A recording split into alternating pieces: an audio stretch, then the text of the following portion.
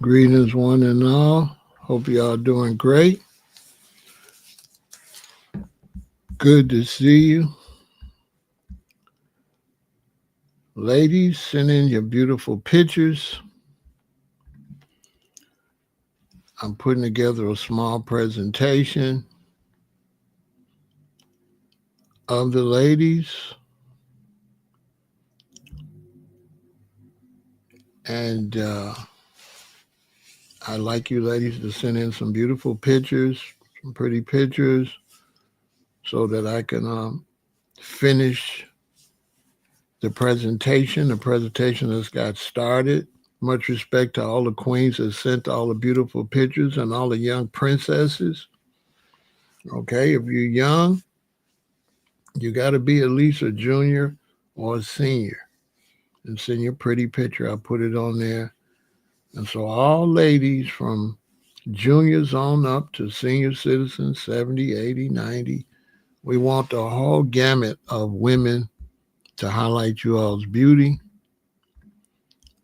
So send your pictures to PharaohElAton at yahoo.com. And I'm going to add you to this beautiful presentation.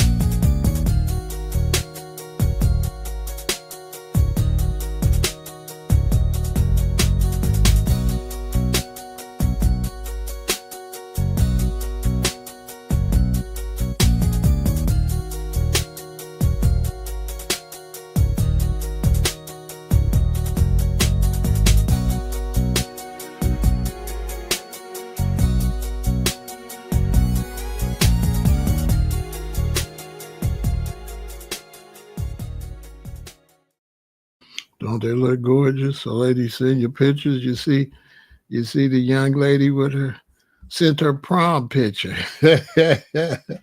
She looked as cute as a button. The baby girl sent her prom picture. So look, send your pictures, right, ladies? And I'm going to add you to that. That's going to get longer and longer, longer and longer. It's going to be nice. I like to have some female energy over here. You got to show some respect to the women. You men out there, always show some courtesy and some respect to the women, okay? Highlight the women. If you're on the bus and it's a woman standing up, get up and let her have your seat, okay?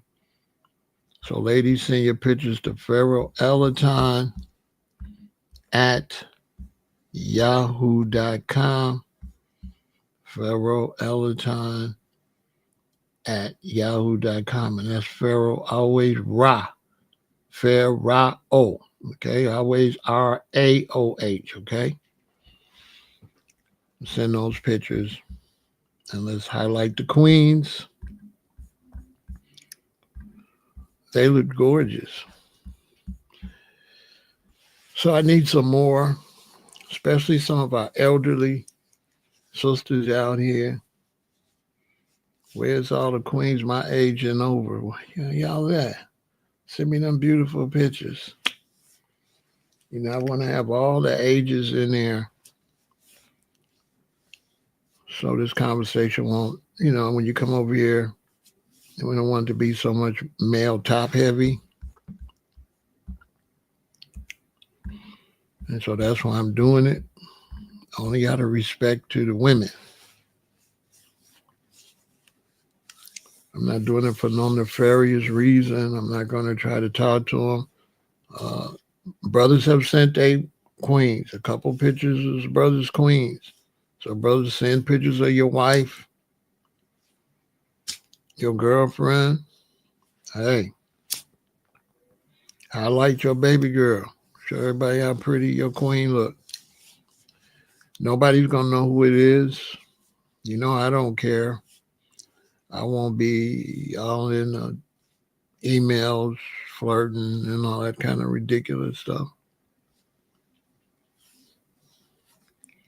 So you ain't got to worry about that. But yeah, I just thought it was something nice to do. I'm always trying to make my channel be unique. And me being a man talking, you know, I just feel like you got to be some female energy over here.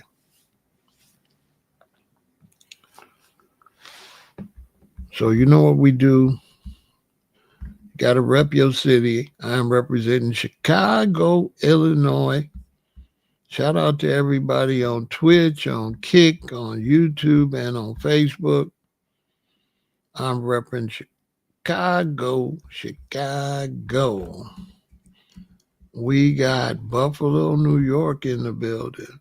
We got Miami, Florida in the building. Ooh, look at the cutie pie. We got San Jose, California in the building. We got New Orleans. Ooh, gorgeous. Look at that. Boy, I'm telling you, you ladies be looking good over here. We got Orlando in the building. We got Fresno in the building.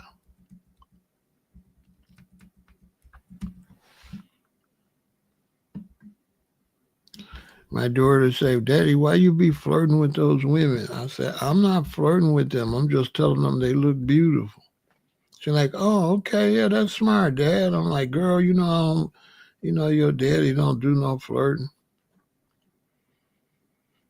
I don't do no flirting. I don't do no flirting. I'm like, girl, you don't know your daddy? I had to tell her, I said, listen, you wasn't born because your daddy flirt. Your daddy get busy. She said, you didn't have to say all that. I said, how you think you got here? You know what I'm saying? You didn't get here from no flirting. You know what I'm saying? I don't be flirting. I push up on you. I don't be doing no flirting. That's an insult. I don't do no flirting. Any woman that talk to me will tell you he bogus, he do not flirt. He be saying too much, actually. You know, that's why I gotta have a queen that keep her mouth shut. I can't have nobody be taping me and putting my stuff out there. Although, you know, fellas, on the side note, you know, whatever you say to a woman, make sure you want it in private, but make sure if she do put it out there, you look good. You know what I'm saying? Make sure you look good if she put it out there. Make sure you look like a G, you know? Make sure you look good. You know, if a lady, you know, reveals something, I don't do no texting. Cause texting, that ain't gangster, right? So I'm not texting no I love you. I can't wait to see you. Now I'm doing no texting because texting, that ain't player enough. They gotta record my voice and put it up. And I'll be bogus, but it'd be a good toxic masculinity bogus. So if she shows somebody what I'm saying, I'll be like, yeah, why don't you bust it open? You know, which I ain't gonna be ashamed of none of that. I'm saying, you know what I'm saying? I'm not gonna be ashamed on what I be saying. You know what I'm saying?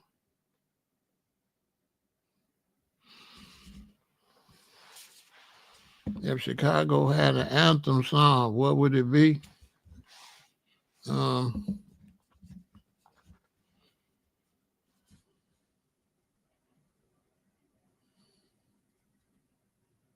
I couldn't tell you. I don't know. Everybody would have a different, you know what I mean? Everybody would pick something different. So I really couldn't tell you what the theme song would be. You know, so many different generations. I couldn't even begin to tell you. It wouldn't be a rap song.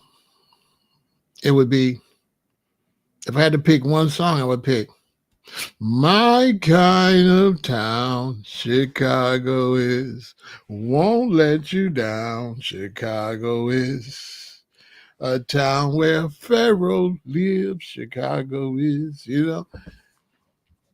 From probably Frank Sinatra. Yeah, that would be the theme song. You know what I'm saying?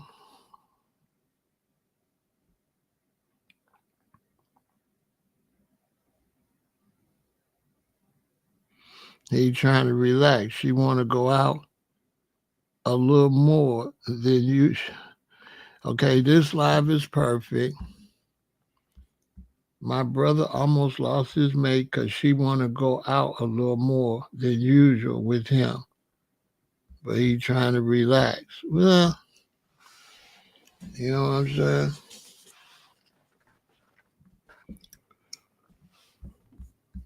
It's something that it's something that he got to work out. You know what I'm saying? He got to look at it like this.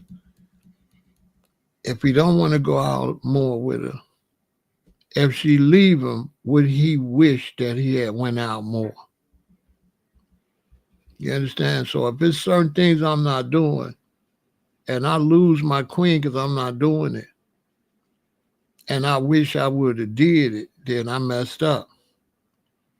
But if I lose my queen and I'm thinking, well, I still wouldn't have did it, then I just have to lick my wounds.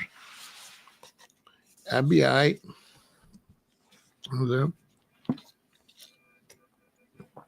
If you got a heartbreak, I had my heart broke before. I broke up before and was sad about it. If you broke up, if you're a man, if you're a woman and you broke up and you sad about it, do not get no man to make you feel better. Ladies, listen to me. And when you break up, don't you rush in no new relationship. You go slow. Okay? Because the man is a hunter and you the prey, right?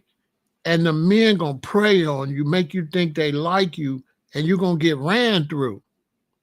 And if you live in certain areas and you get ran through too much, certain men that know that, a lot of them ain't gonna step to you no more because you done been with Joseph and you done been with Carl after you left your baby daddy or your husband.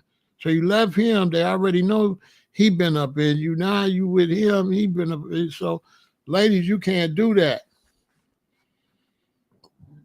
You can't do that. Now for men, when you break up with a woman, you shouldn't jump in no relationship either. You shouldn't be trying to hurry up and fill that void. Because you're going to end up being with somebody you don't want to be with. So if you break up with your woman or you break up with your man, chill. Chill. Just be single. And start over and take your time and get in another good relationship. Don't get in a relationship based on you trying to heal from the other relationship. That ain't going to work. That's the worst thing you could do. But if you take your time and eventually get in a relationship, that's going to heal you. The new relationship will heal you from the old relationship. Now, the best way to heal from a bad breakup or a broken heart is stay the hell away from the person. Don't go nowhere where you used to go. Don't talk to nobody that's talking to your mate. Don't talk to their family. When you break up with a woman, you break up with her whole family. When you break up with a man, break up with his whole family. All of that's out the window. And now make sure you avoid bumping into them. Go out your way not to bump into them. Change it around. Don't be talking about, oh, we always go to this restaurant. You still going to the same restaurant, bumping into him or bumping into her. Don't do that. Change your whole movements. Make sure they can't see you no more, and make sure you can't see them no more. Other than that, you're going to drag it out. You're going to have feelings all wrapped up too long. Men, don't be running trying to get no woman to go back where she at to try to show her. That's lame. That's lame. You ain't got to show nobody nothing. All right? So we're going to get into this conversation about marriage because one of my guys, one of my boys, he called me. He going through something. Him and his wife, they finna divorce. And in those type of situations, I don't be giving no advice. I just listen and I just say things so he can talk more. So he has somebody to talk to because he ain't really realizing that he talking to somebody because we was talking about something else. So we was talking about something else and that led into that. And then as a real brother, a real friend, I just said little things so he could get it out. But I didn't say any advice. I just let him get it out. You know what I'm saying? And him and her is going their separate ways. They've been together for a minute. I don't know how long, because they was kind of together before me and him really started hanging out a lot. So I think it had to be like maybe 10 years, 13 years, something like that. Because I knew him a long time, but I hadn't been around him. And then when I got back around him, he was married. And, had been married for, some years when I got back around him. But so he going through some things with their marriage. And what I'm going to tell y'all, I didn't tell him. But marriage is very difficult in 2025, 2026. Because you don't live in a marriage culture. You live in a hangout culture. You don't live in a marriage culture. And when you don't live in a marriage culture, you can't maintain marriages. And one reason marriages aren't lasting in America these days is because you don't have a married culture. The culture is not a married culture, right? So in other words, if I go out here and I meet a woman right now in Chicago, beautiful woman, it's only two kind of women I'm going to meet. I'm either going to meet a woman that's got her little place where she lives, go to work, do her thing, and when I go meet her, the first time we go on a date, I pick her up, we go on a date. Afterwards, I go to her house. I think I kind of like her. So I end up going to her house another day. So when I go to her house and I'm at her house, it's just me and her. The phone rings. It's her sister. Boom, she talked to her sister. Then she sat down, it's me and her. We began to date. Day 1, 2, 3, 4, 5, 6, 7. Every now and then she'll talk to her sister or talk to her mom or talk to her children. Right? But she ain't doing no socializing with no single people. Right? Then there's the other woman. You meet her. Right away early. She with Boo Bob, Ski School, Skada, Dida. She with all these single people. It don't matter if they're relatives or whoever they are. She's in an environment that's not good for a relationship. Right? You understand? So now when you're with her, you meeting her girlfriends or her relatives, bunch of single chicks, a bunch of dudes, right? So right off the top is all of these personalities. And you know what I'm saying? There's no time to bond. There's no time to know each other because you got all this outside interference, right? So it's a disaster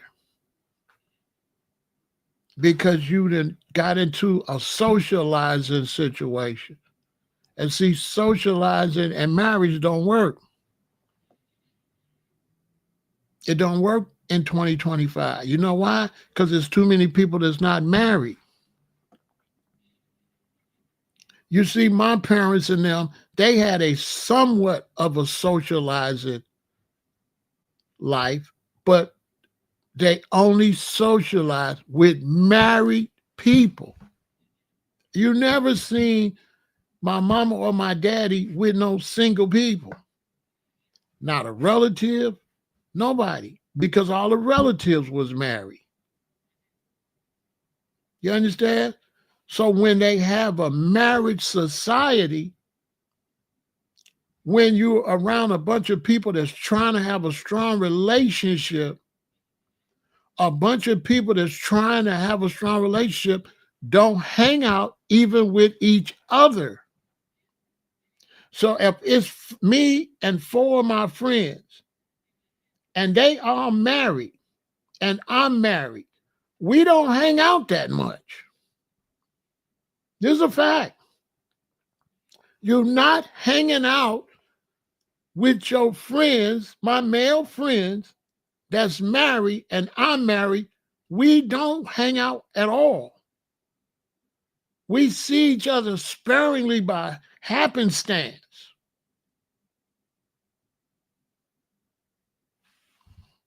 But when you get in a relationship with these freelancers and your woman, she always with Sally, Sue, and CNC.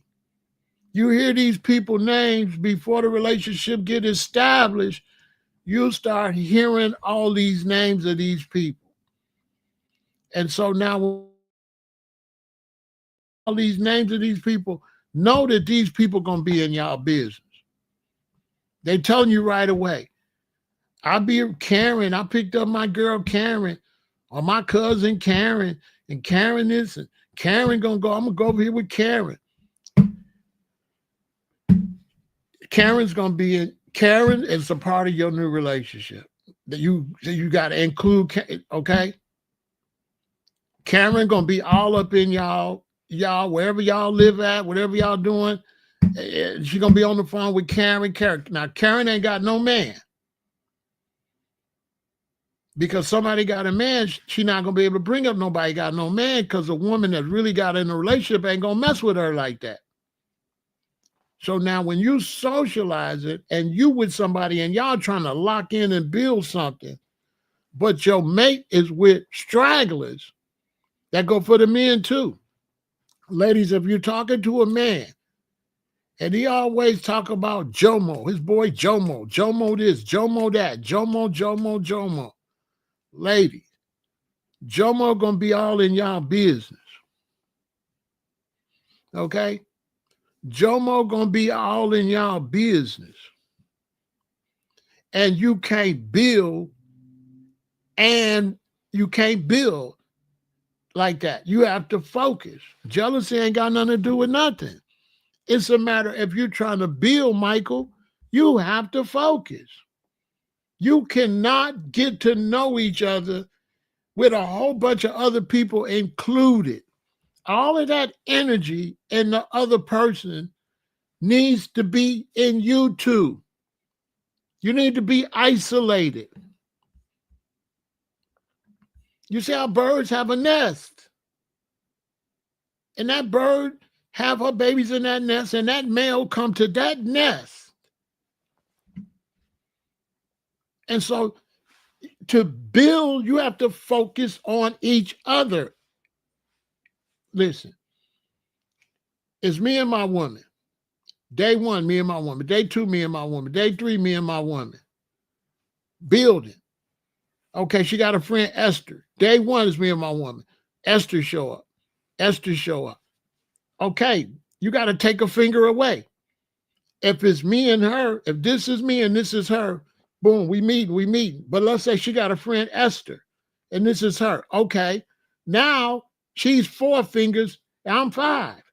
She's 4 fingers because of Esther. I'm not getting a whole her. I'm getting her because of Esther. So now Esther is taking away the ability to bond because she bonded with Esther.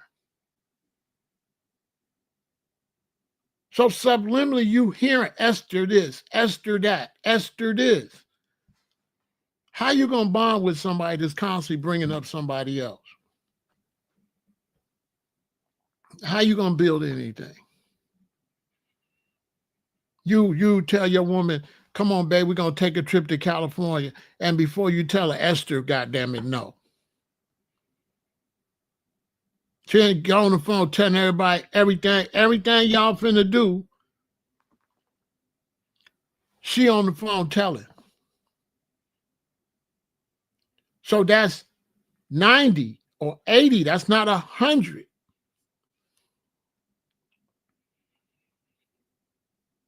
And so let me give you an example. You see an older couple, and they just the perfect couple. They built that. My mama had me, she was 20. My daddy was 27. Then the next year they had my sister. Right? By the time me and my sister get like, I'm 6 and I'm 5, we got a house. And a couple times my mom and daddy got into it. You know what I'm saying? And I remember one time I was a little boy, my mom told me, I'm leaving, right? By the time me and my sister got like in the 5th and 6th grade, they never did that no more. That went away. You know why? Because they got to build a relationship. My mama with him, with my daddy, they got married, but they don't know each other. If she 20 and if she 20 and he 27, do they know each other as much as when he 37 and she 30? No. So the 20-year-old mommy and the 27-year-old daddy don't know each other like the 30-year-old mom and the 37-year-old daddy. They build it. So relationships don't come ready-made. You have to build it. So if you're a woman, you get with a man, you're frustrated, you're not giving him time to build the relationship. You're a man, you with her, you're not giving her, you have to build that. It does not come already ready. We can't get married and it'd be like my mom and daddy, 47 and 40. You're not going to get that. You have to build that. And you cannot build that and socialize with a bunch of people, stragglers. It can't happen.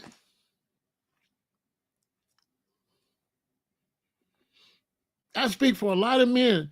You know, you get in a relationship with a woman, you meet her Saturday, or you meet her Thursday. You get her phone number, you call her.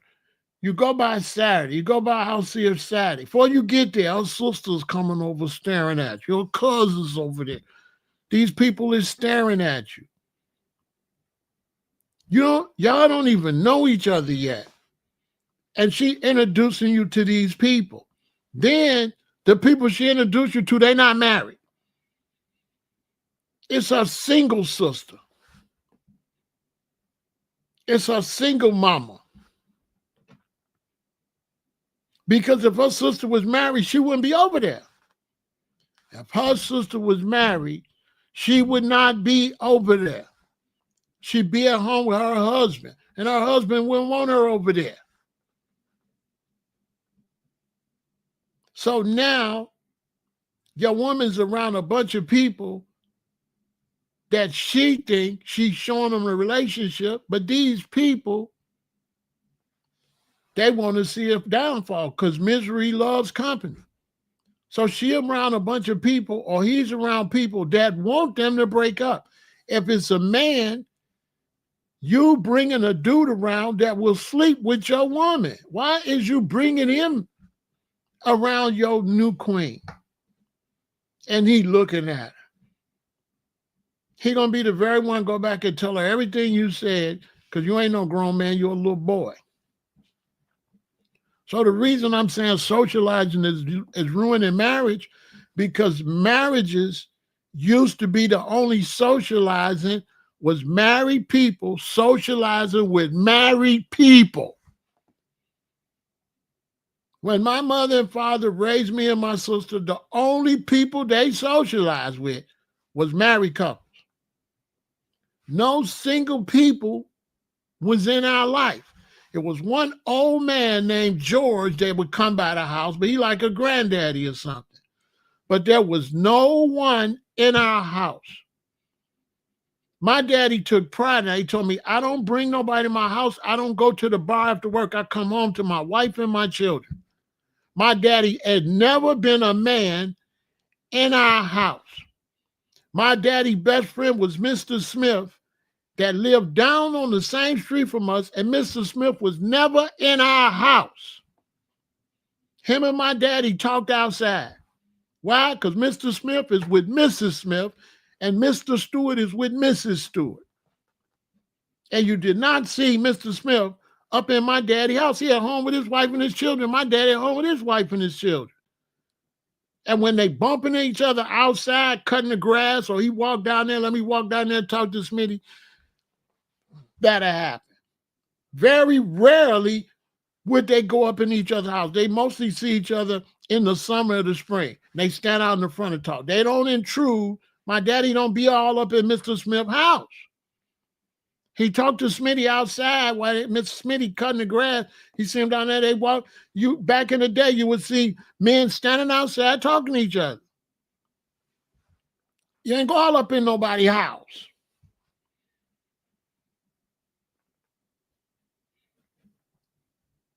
And so the socializing is not couples. That's why marriage is taken.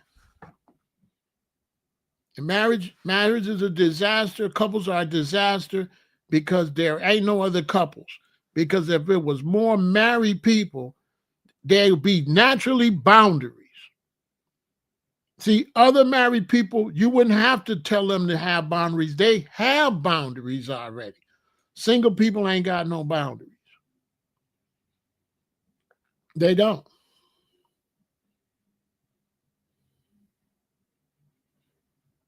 They don't.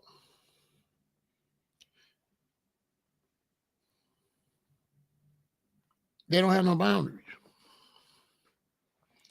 Married people are private. Single people ain't private worth nothing.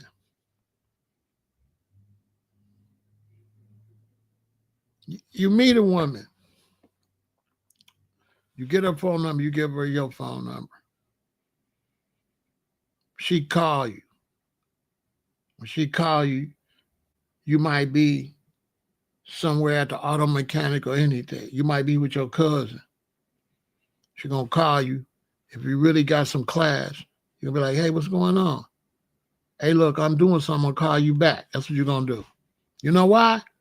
You're not going to talk to her in front of your cousin, because that ain't none of your cousin business. A tacky person, you call them. What you doing? They talking. They got their friend in the car, their cousin in the car, right? And they want to talk to you in front of these people. You're trying to build a new relationship, and they yapping to somebody you probably ain't even met this person, or you're not trying to date this person. Why you just don't call me back when you drop them off?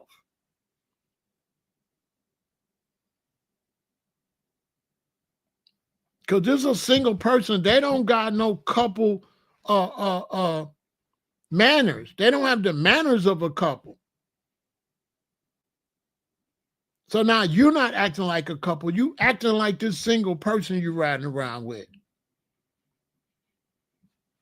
Don't nobody want to be bothered. Nobody, when a man trying to talk to you, he trying to talk to you. No, you're talking to a man, you bring a whole big bag. Well, when you talk to me, you're gonna have to see her, and I'll be running, and you're like, no, I don't want to date all y'all. No. No. That's what come with you, all them. I'll pass. Let me find a woman that's off to herself. Because this relationship is gonna flop because you run around, you run your mouth a lot, and we ain't gonna have no privacy. And whether you willing to let people in our business before we even become a couple. People already in our business. You letting people know. When I first tried to start talking to you, you letting everybody know I'm trying to talk to you. Invading my privacy, never thinking maybe he don't want, you know what I'm saying? He don't know these motherfuckers, you know what I'm saying? No. And that's because you don't have a marriage couple society. So that's why socializing is no good.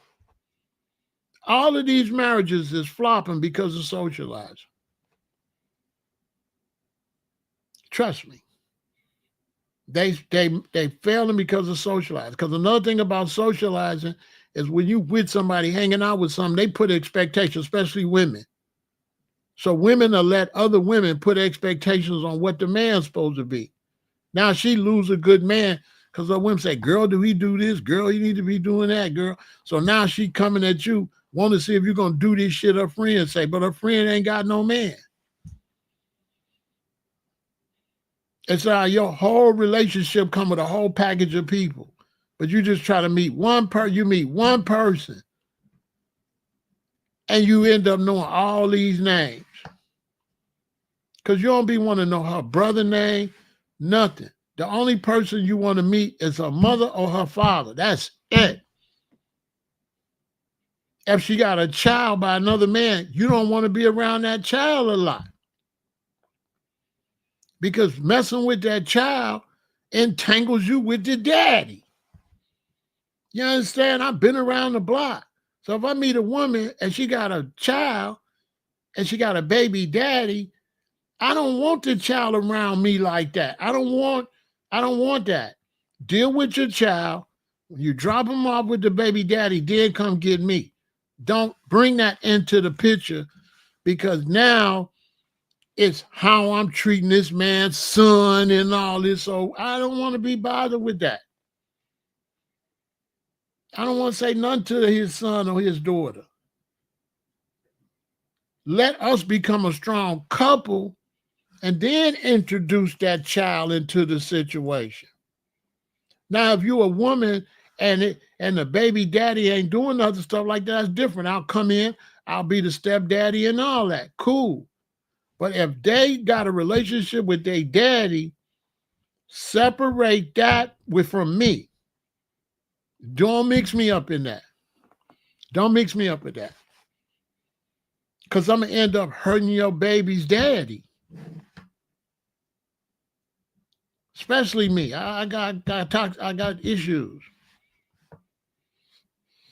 I got issues, okay, that I'm trying to work with. And I'm trying to I got to stay positive. I can't go on the dark side because it's really dark over there. So you're going to frustrate me. I got to go. I'm not trying to catch no case messing with your son, baby daddy. Now I'm sitting up in court. No, I'm not doing all that. Let me go find peace. I'd like to be listen, I got two sides. I got the dark side and I got the bright side. I got to feed my bright side, so I got to be around bright stuff. I can't be around dark stuff. I'm not trying to go over there. I'm trying to stay on the positive side. See what I'm saying? So rather than put myself in a position where I'm going to go on the dark side, I just get away from it. Let me find somebody going to keep me on the bright side. And to stay on the bright side, I don't want to meet no lot of motherfuckers. because most people in 2025 ain't shit. Facts. So when you introduce me to, when I got to meet a bunch of people, I'm meeting a bunch of assholes. I know that already. People ain't decent no more. This ain't 1965 where people was decent. This is 2025. People are not decent at all. And so I don't want to meet nobody. The only people I'm willing to be around that's not decent is your mother and your father. We got to tolerate them. I'll put up with your mama tripping, and I'll put up with your daddy tripping. But I don't want to meet your cousins, your friends, your coworkers, your girlfriend, none of that. I don't want to meet them because we don't have no relationship. And it's going to take years to build a relationship.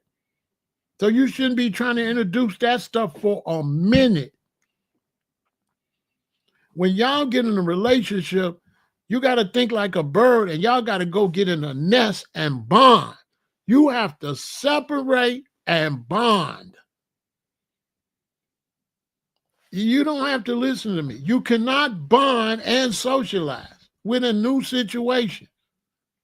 Because once you build a situation, now it's a certain way y'all gonna move. Once you and a woman or you and a man bond and y'all love is strong, y'all gonna move different than when you first start dating.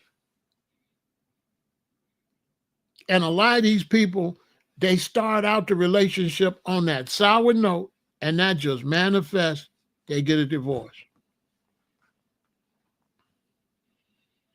They get a divorce. Let's take a break and I'm gonna finish the conversation. Y'all better listen. You better listen.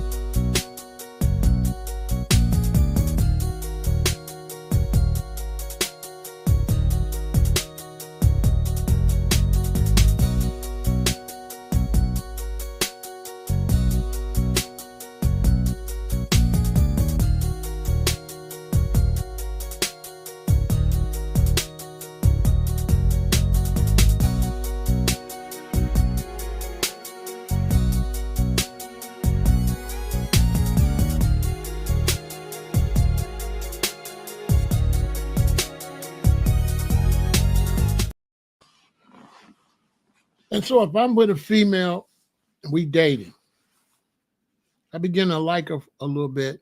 If I'm going to take her around somebody, I'm going to take her around my sister and her husband. I'm going to take her around a solid couple. I'm not going to introduce her to my cousin who's dating. He ain't in no solid relationship. So I'm not going to introduce her to him that early. The only way she's going to see him is it's a situation where me and her in the car, he called me on some emergency stuff. She in the car. Yeah, then she'll meet him like that. But I'm not going to be, me and my cousin, we don't even hang out like that because we grown as men. You know what I'm saying? So me and my cousin, we make arrangements to go do something. I don't be seeing my cousin like that. We're a grown man. What I look running around my cousin. He got children. He divorced. He dating women and stuff. We grown ass men. We don't be up under each other like that. So that's another thing. When I see you up under a bunch of people, you look like a little kid to me. You ain't grown up. You're not no adult.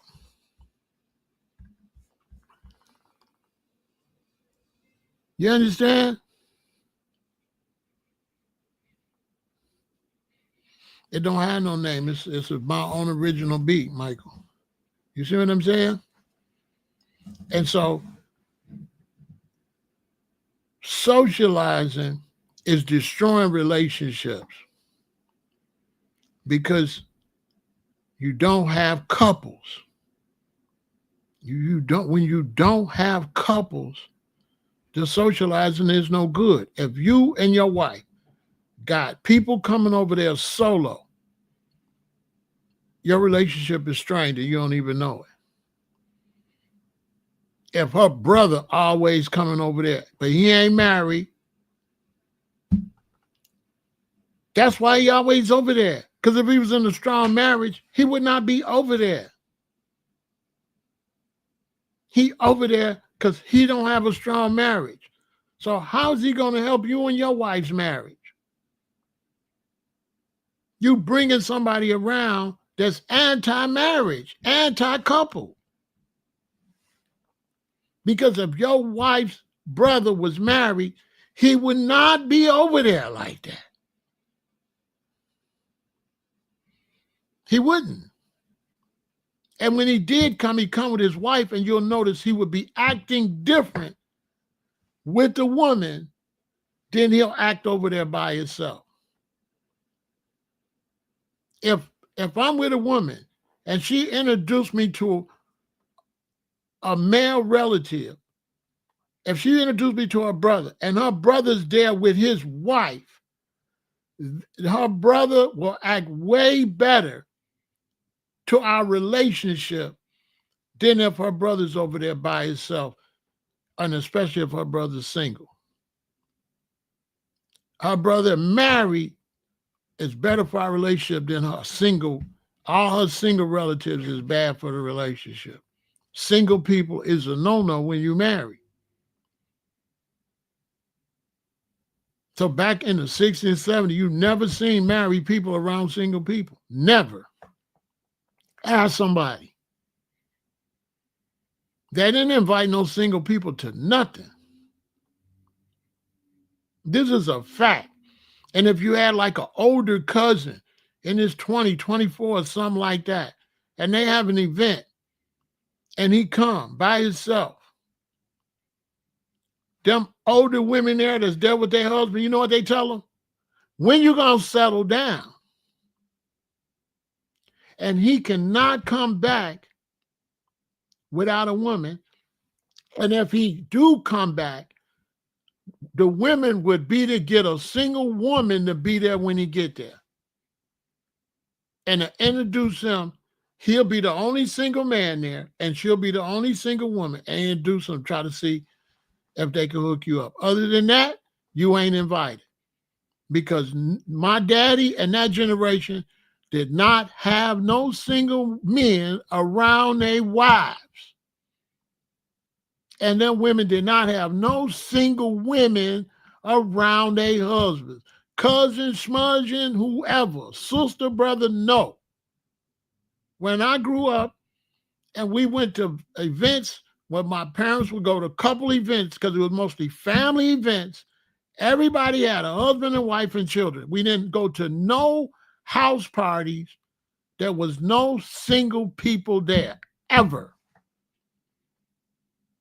Ever. If you go to a party, Mr. and Mrs. Hardy there, Mr. and Mrs. Kennedy is there, Mr. and Mrs. Richardson is there, Mr. and Mrs. Stewart is there, like that. Mr. and Mrs. Hill is there. Facts. I'm naming real couples. Ain't just no dude there by himself or no woman. And they bring their children and we be in the back room or we be downstairs or we be outside playing. So it'd be families coming. Husband and wife and the children, husband and wife and the children, husband and wife and the children. That encouraged family and marriage. Every example you're around is marriage. Now, when you with somebody and the examples around is single, how's that going to help you stay married? So when you around a woman and she always running around with a bunch of single sisters and cousins and stuff, that relationship is not going to work. She's not going to be loyal. She pretty much going to belong to the streets. She might be She might lock in you with you for a while, but then she's going to start missing that life, right? So now she's going to be out there with these single chicks with dudes all in her face because she with her cousin. Her cousin's a bust down or her cousin's single, and she going out with her cousin. And men is like this. When we see you come in with a bust down, we know that's what you is. So when your wife come into somewhere with a single woman, she basically single. She telling the men, I'm ready. I'm telling you. When your woman goes somewhere with a single woman and the two women by themselves, that means they belong to the streets. They out here for you to flirt. They want you to flirt. That's why they by themselves. When your woman want to go out with a woman by herself, she want to go flirt. She want other men to look at her. That's a fact. She want other men to look at her. And then if you and her have an argument and she mad, that's how she cheat. Just like that. You and her been mad for a while. Your sexual relationship ain't been that great. She running around with her cousin. Cheat. In a lot of cases, when you meet a woman and she got a female sidekick, whether it's a friend or cousin, they didn't let one man sleep with both of them already. Or a couple men, they didn't did stuff with men. Trust me. That lady she liked to hang with, they done got loose before. Trust me. Because I've been outside and I've been with the loose ones. So you can't tell me because I've been on both sides. I done been on both sides and I didn't seen it. When I got out to county jail, I had a little apartment. I have 7 women, 6 women over there, and one single woman go get all the other women. She know everyone that's going. So all we got to do is get one. All I got to do is pick up one. And when I pick her up, I say, we need some more chicks. She know every woman that's going. And when we go pick them other women up and they come to my apartment and do all that, don't nobody know that's how they get down. But the woman that called them to pick them up. It'd be 2 people. It'd be one woman pretending, but it'd be the freak that don't nobody know about, but her girlfriend. And that's how you get 7, 8, 3 women to your one single woman can get a married. If she can pick up a woman that's married, she going. That's why they friends.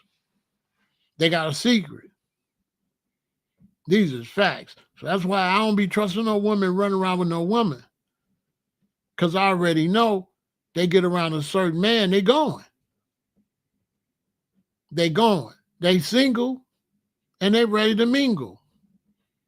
They get horny. They get around dudes. They get drunk. Dudes got a little money and they going. So when your wife want to go out with a lady, your wife is a bust down. If your wife want to go out with one other woman, just go ahead and get a divorce. Just go ahead and get a divorce. Ladies, if your man want to go out with the boys, get the divorce. Because don't no man want to go hang out with no men, nobody but a cockhound. Don't no man want to do that. I'm not calling no dudes, come on, man, let's go hang out nowhere. I had times where I was out hustling and I didn't want to go home because I wanted to stay awake. So I would stop in the club where I could stop in the club. Somebody else called me. I'm going to make a run, come back to the club, go make a run, come back to the club. So I wouldn't have to go all the way home. And one of my boys be at the club, but I ain't going to no club with no dude. I'm married. I'm in here because I'm hustling. I ain't trying to talk to none of these chicks in here. How I'm going to talk to a chick in here when my beeper go off? I got to go get some money. I already got 3 women. I got my queen, my pistol, and my beeper. I don't need another woman. You can't replace my queen. You can't replace this beeper. And you can't replace this pistol. I don't need you. I'm already in a threesome. All 3 of us be in the bed. Me, my beeper, my pistol, and my queen. I'm already sleeping with 3 chicks. And they down. One of them get the money. One of them got the honey. And the other one is if you're trying to get funny. You know what I'm saying? I'm just telling you. I ain't out with no dudes that I'm married. I ain't out with no dudes, my boy, my bone. Got no boys. I'm a man. A woman is nothing. Okay? If you messing with a woman or a man and they hang out with single people, this is why marriage has failed in the United States. It's failed. It has failed. Ladies, when you meet a man and he always with my boy, go find you a man. That's a boy. He telling you a boy because he always hanging out with his boy. He telling you he a boy. He not mature. He not no husband. That's why like my boys, I'm gonna go get my boy. I had a friend, he was married. He went hang out with his boy. His boy go to the club, him and his boy flirting with girls, getting girls' number, going sleeping with women. Then he come back, back home to his woman. One day when he was at work and stuff, his boy came and told his wife about him and her husband with the other girls and slept with his wife. Used the information that the man went with the man and cheated on his wife with the man, and the man used the information that he had that you was hanging out with him with other women to get your woman mad, and then he already know that women are just have sex with you for payback.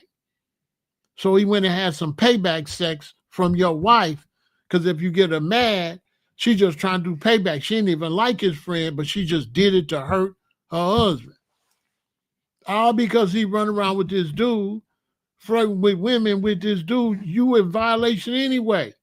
Why did you run around with dude? You're a married man and a father. And daddy run around with a dude that ain't married or that left his wife. How you a married man and you running around with your cousin, your boy?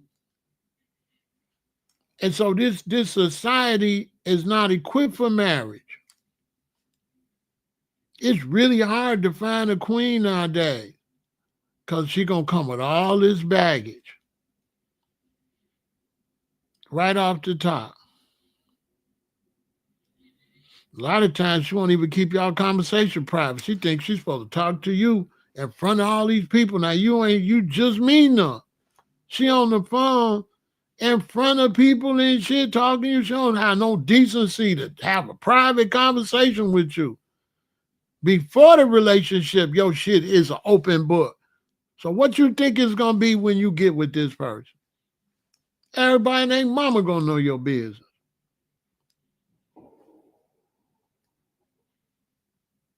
So now you get with this person and people that you meet know you before you know them. When she introduce you to them, they already know who you is. How uncomfortable is that? You introduce me to somebody, they already know who I am. And I don't know what you done told them. So like men, when you meet a woman and you try to talk to you on the phone, don't talk too much. Let her do all the talking. If you a G and you're going to keep her conversation private, then let her do all the talking. Because you can't guarantee she going to keep your conversation private. So you shut the hell up. You the only one got the decency to keep everything private.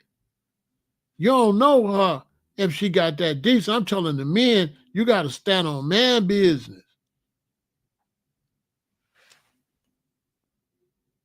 You can't be sending her no text that you don't want her to show everybody.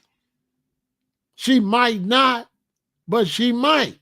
That's what I'm saying. I'm not saying she gonna do that, but I'm saying the possibility's there because she is around a bunch of people jibber jabbing. So the possibility is there. And nowadays they'll go on the internet, get mad when you go on the internet and show you, try to expose you. So you don't show nothing. She got to show everything. You show nothing. You a G. You not gonna never, and men, don't ever expose no woman. Whatever happened between you and your woman, just stay between you. I don't show that to nobody. That's why ladies don't hang with no dudes, hang with dudes. Because if you send him some G shots, he gonna show everybody. You like him. So you take some sexy pictures from him, thinking that's between you and this new dude. He a goofy, always hanging out with Marvin and Carl. He's showing the private pictures you sent him, thinking he finna be your man. He's showing them, look, man, my new girl, look. Real talk. Ladies, as soon as you find out he hang with dudes, that's a boy. Do not date him. Ladies, if you're talking to a dude and you start hearing about other dudes, definitely don't have sex with him. Don't date him. Don't date him. That's a boy. That's a grown-ass boy. That's not a man. The relationship's not going to work. He is a goofy, okay? He's a goofy. Ladies, soon as you meet a man and he starts saying names about dudes, dump him. You got to find a man that's off to himself. Now, as soon as he starts bringing up other dudes, if you haven't bring up one dude, say, what you finna get into? Man, I'm finna go with my boy Carl. Dump him. Dump him. Dump him right away. Carl, the fact he telling you he going with Carl, he'll tell Carl everything about you too. He talked too much and he's a boy.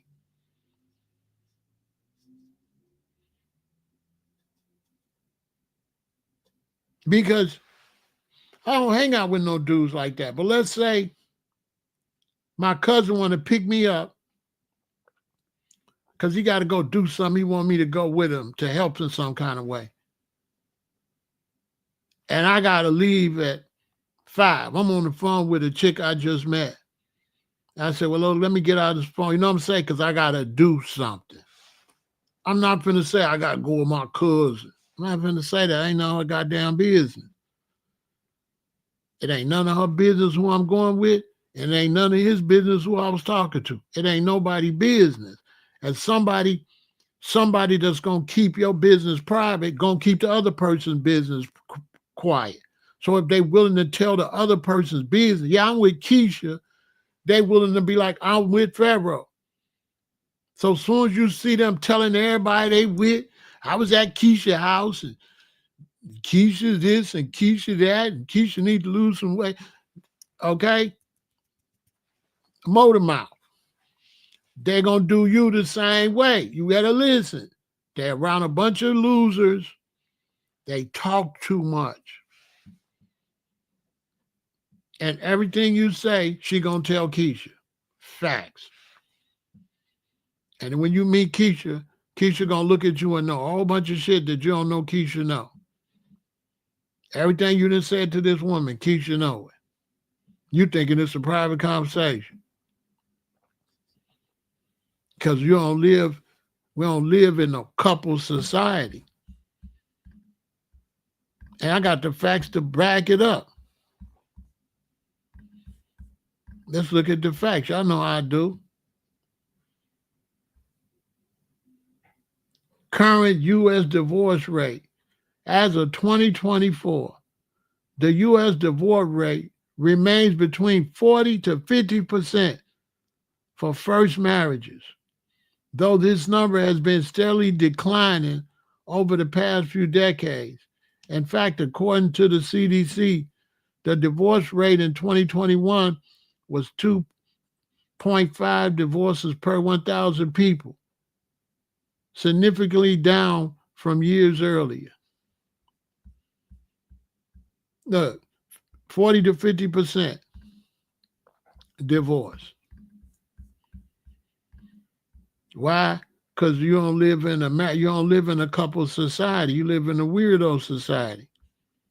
You don't live in no couple society. Look, 8 facts about divorce in the United States. 1, divorce has been declining since the early 80s. 2, one exception to the divorce decline is gray divorce, which rose from 1990 to 2008 and has leveled off recently. Gray divorce refers to divorce among adults ages 50 and older. 3, 4 in 10 divorces occur in the first decade of the marriage. 4, in 2023, 1/3 of Americans who had ever been married reported that the first marriage ended in divorce. 5, divorced men are less likely than married men to be employed. That sounds crazy. 6, a lot of this be nonsense. Divorced adults have lower household incomes and less wealth than married adults.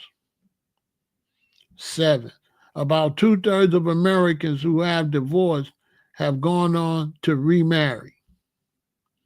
And 8, some 9% of men and 4% of women have a stepchild who they live with. Now, this other thing is right when I think about it, because so many men is homeless and bums. Which one was that? This one. Divorced men are less likely than married men to be employed. So yeah, I could probably see that, because some men, the reason they divorce is because they fall off, bad things happen, alcoholism and stuff like that. So yeah, they might end up falling in the gutter. So I can understand why that number is like that. 40 to 50% is where it's going to stay, because people socialize too much. This generation socialize too much. This generation, these people coming up now, they find something to do when it ain't even nothing to do. They not happy with themselves. They don't enjoy their homes. So the new mentality is enjoyment is running around like a chicken with your head cut off. There's no more get a nice home and enjoy your home when you're off work. You don't do that no more. Now the whole mentality is go, go, go, go, go, go. You're not having fun if you don't go somewhere. You basically buying a house for nothing because you don't want to be there. My daddy say, everybody want a house, but nobody want to stay home. You understand? So the new generation is being brainwashed. You think you're doing somewhere when you go somewhere. So that's why I go on Instagram and I see women out there and they dancing somewhere. You know, right? And they smiling in the camera. It all be looking fake. They ain't having fun like that. You got to be a psychiatrist to see. They trying to show they subscribers. I mean, they followers on social media, they having fun. But they not having fun. They only having fun for that few seconds. They turn the camera on. Yeah, I'm living my life. But what I do is when I see you women and y'all video yourself somewhere, I be looking behind you to see if where you at is popping, and it don't be popping, it be dead. So a song come on, and you try to turn it up on the thing, try to make it look like it's popping, but it's not popping. And you need a man that's going to knock your back out and make you sit down at home and chill and stop running up and down because it ain't going to get you nowhere. And you ain't going to the places to meet women. You have to meet a date. You have to meet a couple in natural life at the post office, at the grocery store, at the gas station, not at no club or no party. You cannot meet no decent person at no party. You have to meet them in life.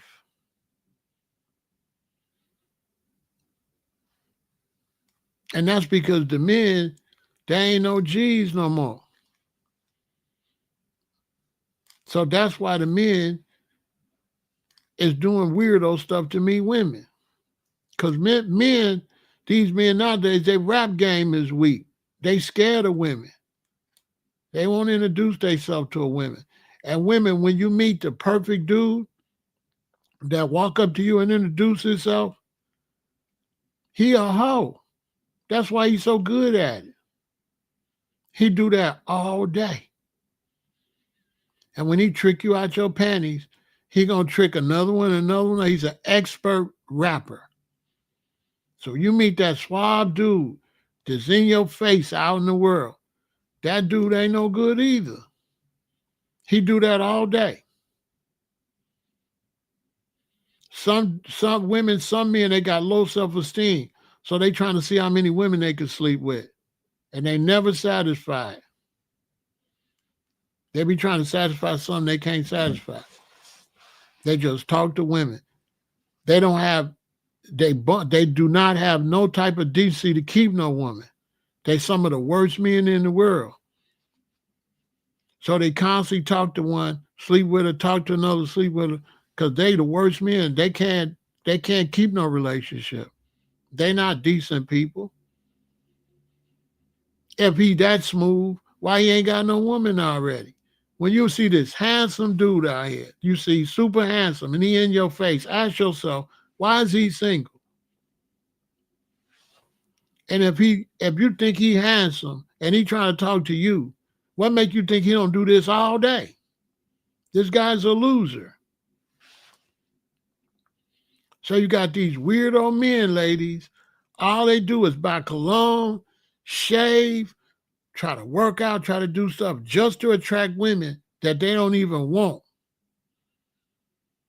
They got mental illness.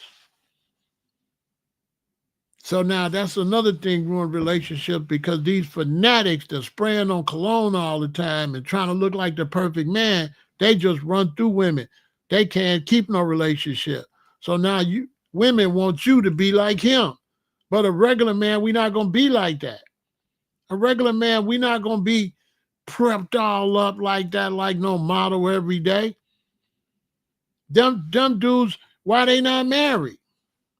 There's no regular man that's going to be like that. The only kind of man that's going to be dressed perfect every time you see him, cologne, all that man don't want no relationship, and he might be LGBTQ.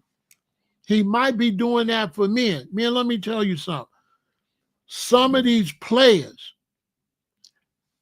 they put on that Playboy thing to get your attention as a man, to get you to want to hang with him because you think he's so cool when really he like you. He don't even like women. If you go to some of the top spots where dudes that really look like GQ and players, a lot of them men is gay. Oh, my soul. Yeah. When I was young and I used to go, like I learned this early, so I used to go to these clubs. I'm dressed to impress, tailor-mades and all that. We in there, it's 10:30, 11:30, 12:30, like 1 o'clock. Some different dudes would start coming.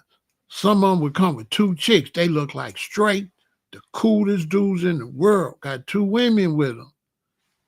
The women was lesbians. He was gay. that whole Eddie Murphy, Arsenio, this is when I started growing dreadlocks and got out the scene. When I seen the scene was a lot of men pretending to be fly, but they was actually feminine. Yeah, they was actually feminine, pretending to be fly. And the way they get attention from men is to be in all the ladies' face, and then the men looking at you thinking you so cool, then they pull you in to be around them, and next thing you know, he's flirting with you.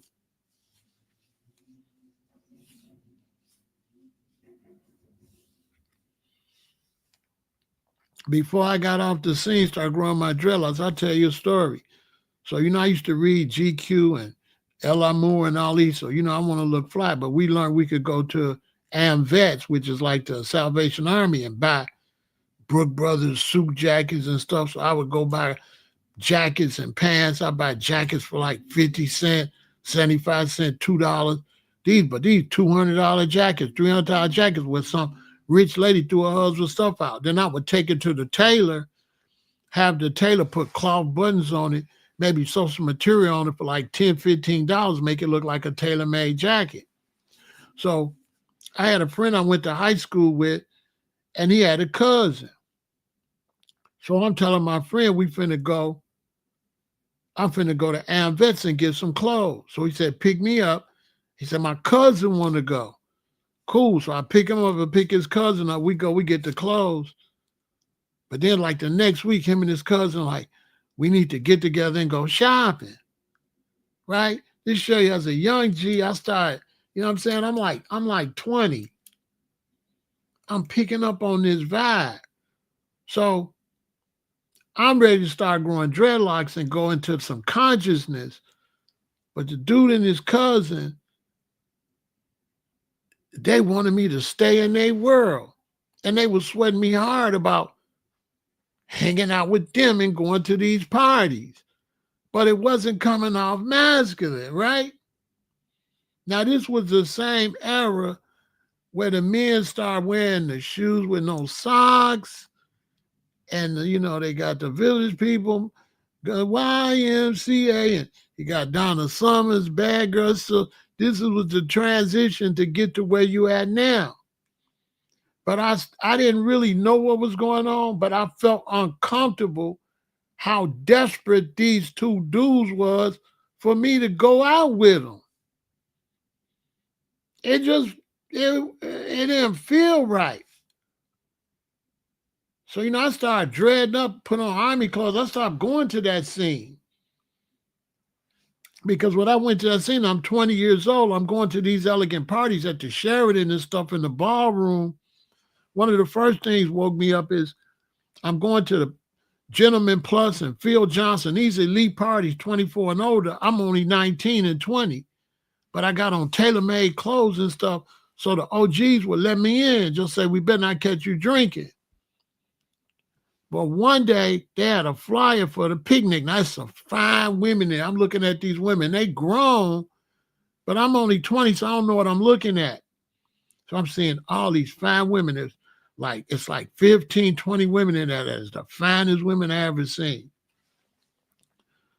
This really happened. So one day I went to the picnic. So when they gave me the flyer and I went to the picnic on a Saturday, and I got there, it ain't in no club. Clubs is kind of dark. I mean, it ain't in no banquet hall because they got the banquet hall with the lights down. So I'm seeing these same women in their shorts and stuff out here at this picnic. I'm seeing all this cellulite. I'm noticing the mark from the wedding ring they done took off. I'm seeing she 45 or whatever. They not as beautiful as I thought they was. I'm 20. These are somebody's mama. So these is like high school kid and college kids' mamas. Like these is women that is married or divorced. These is older women, but they're in the club. I can't tell. I'm young. I'm just thinking they super fine.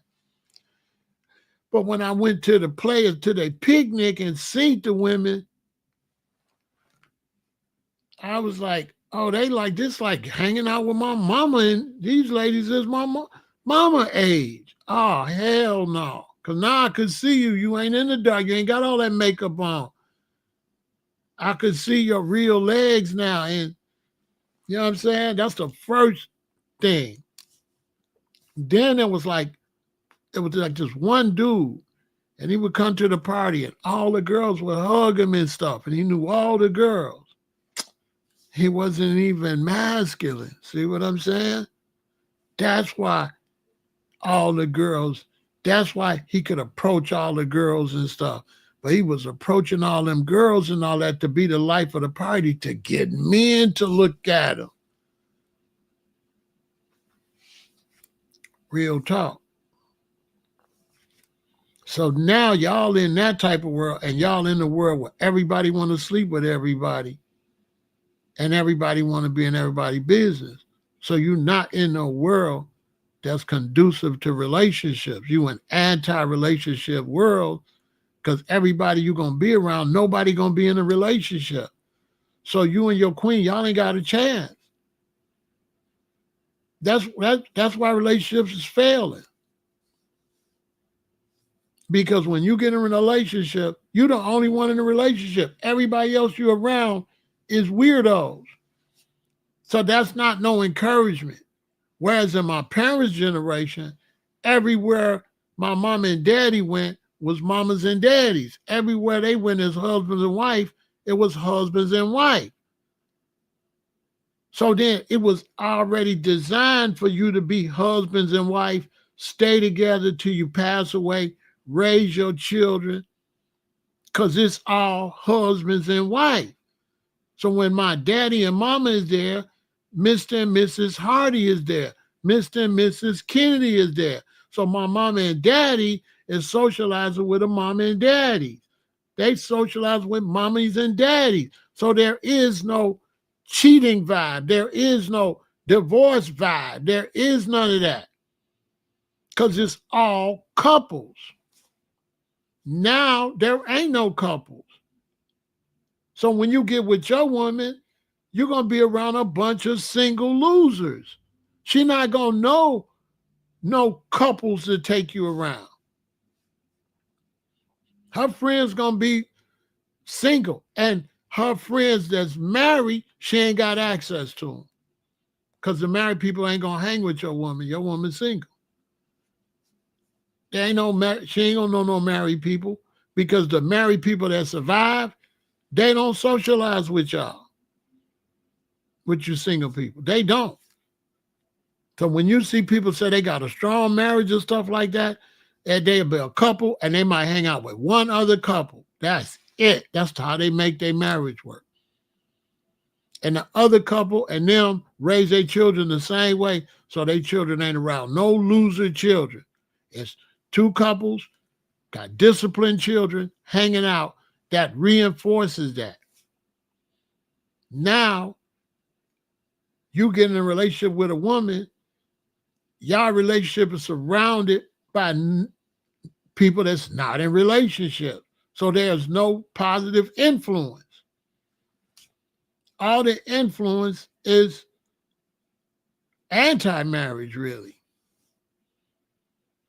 When your woman is around people and relatives and friends that's single and she with you in a relationship, everything they saying to her is anti-relationship. She might not pick up on it because she might be innocent. You know what I'm saying? But everything they're going to be saying, it could be her sisters too. It'd be her sister. If she got 2 or 3 sisters and they single and she the only one married or in a relationship, everything they saying is to ruin your relationship, to bring her into their world, and misery loves company. So anytime your woman is around single women, these women is miserable. They want her to be miserable. They want her to mess her relationship up so she could be back with them. Because if you and her get solid, they know she going to be gone. So they don't like you because you taking her away from them. The family look at it like that. Her friends look at it like that. Oh, now she with Pharaoh. Now she with Pharaoh. Now she with Pharaoh. She ain't come around. Now then they gonna paint me like I'm against them. When really me and this woman, we doing what a couple's supposed to do. We doing couple stuff. Couple stuff don't include y'all. So you'll have people that ain't couple. They want to include a couple into something that's not pro-marriage, not pro-relationship. If you think I'm lying, go look through your family and look at the marriages that's strong. I bet you they don't be around much. I bet you they don't be around much. And when they show up at Thanksgiving and Christmas, you can pick up the energy. They coming, hey, and they only coming because mama or daddy. And it's hey and it's bye. And once mama and daddy pass away, they ain't doing no more Thanksgiving with y'all. They gonna do Thanksgiving with some other couples that they know, neighbors or something like that, people they work with, couples. They not gonna do no Thanksgiving with no family members that's single and stuff like that. Married people that have a successful marriage, they stay away from you. They stay away from you because you don't what you got to add. You don't got nothing to add. If my woman is around a bunch of single weirdos, they're not gonna help our relationship. They're gonna ruin it. Been there, done that, seen it. I've seen it personally a lot of times. I've seen it. Now, if you're providing a lot, her family will call her to use up what you provide and don't even like you. That's a fact. You can buy her a new truck, and her family members that don't like you will stay in that truck or be calling her in that truck, in that truck, in that truck, but they ain't got no respect for you. I make her think it's her truck that she did it. They won't have no respect for you, and they'll use her up. Imagine you doing something for your wife and family members taking advantage of it that don't even like you. That's basically how I be. They don't like you, and they jealous. To the point where sometimes you could sleep with your sister. I remember I had a girlfriend when I was a freshman, and we broke up. She had a sister that was a year younger than her. And we had been dating for a while. And we broke up. And when I seen the sister got at me. I took the sister out, but I was only like a freshman maybe. So I ain't know no better. So I took the sister out because she looked good too. She was thicker than the sister. The sister looked better, but she looked cute too. But then when I took her out, I wasn't comfortable. I think we went to the movies or something. I wasn't comfortable. I took her home. I ain't mess with that no more because it just didn't feel right. You know what I'm saying? Being with the sister, taking the sister on a date, it just was something I ain't like about it. You know what I mean? I didn't really like the sister. I couldn't really get into the sister because you snaking your sister. You know what I'm saying? I don't owe your sister nothing, but you do. So I really didn't like her because I was like, well, if you do that to your sister, now this finna be one date and over with.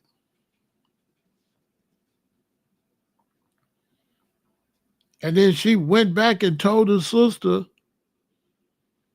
that I took her out.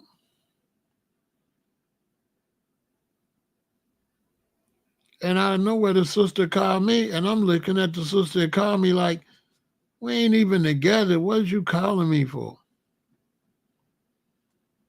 You and your sister suck. You know what I'm saying?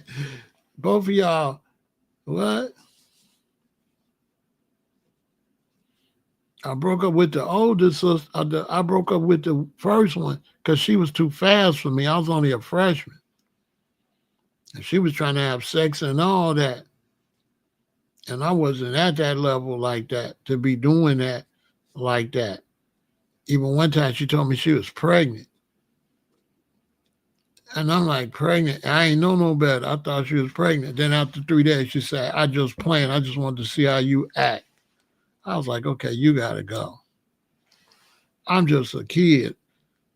I ain't even got a driver's license yet. What is you talking about pregnant? Okay, I got to dump you. I don't think I want no girlfriend. I want to be able to play basketball. I want to be able to be a boy. I don't want to try to be no man this early. You know what I'm saying? I just got out to 8th grade. What was we doing? I was just in 8th grade just a few months ago. You have a baby. What? Who gonna take care of my mama? You know what I'm saying? But the sister got at me, which means the whole time we was together, she was jealous of her own sister. So, this whole social environment we got, it ain't no good for relationships. We live in a anti-relationship environment to the point where young people or even some older people don't even know what's proper and what's not proper. We don't live in a marriage environment. We don't have marriage socialized because people say, well, Pharaoh, we got to socialize. I'm for socializing, but it need to be marriage socializing, not single socializing. Marriage socializing builds strong marriages. Single socializing destroys marriages. So if you marry and you socializing with single people, it's going to destroy your relationship because they not bringing no values. They not setting no type of example for you to be in a relationship. They setting an example of sleazeballs. And anytime you with a woman and she around single women, they do not wish y'all the best. And then that woman is going to be like, you ain't going to be able to really mold her into no queen because she got these people in her ear. So she going to be a fraud. She going to try to act one way with you and another way when she get around them. She not really going to be, you ain't going to get to build no queen. You got to build a queen. And you can't build a queen when she around people that don't encourage that. Back in the day, everybody was building a queen. Everybody was building a king. So it was easy for people to socialize. They socialized as married couples. You never seen married couples socialize with single people. If you were single, they wouldn't invite you to nothing. As a matter of fact, if you was in your 20s and you was single, they used to look down on you. This is a fact. Black women, black married women, if you was a black man and you wasn't married and you came around the house, black women would look down on you. Something was wrong with you if you wasn't married. They would say, Raymond, when you gonna settle down? They didn't like you. The men didn't like you because what you come around our wives for? Take your goofy, get your ass out of here. Don't no men want no single men around their wife. If you got 5 men with their wives, they do not want no one dude in there without one. He got to go because we standing on different principles. What happened to them times? You start having a more and more group of idiots. That's what happened. You start having men that ain't half what their daddy is. That's what. That's what happened to it. The men weaked out. When you look at the fall of the people, it's the men. It's always the men. The men are dominant. And anytime the men stop being dominant, then the society collapsed. The men got weaker and weaker and weirder and weirder. Some of them even decided they didn't want to be men no more. That's that whole Eddie Murphy, Arsenio Hall era. That's what did it. When you start seeing them men in them tight leather outfits and all of that. That's what did it. How you going to be a daddy like that? So the men,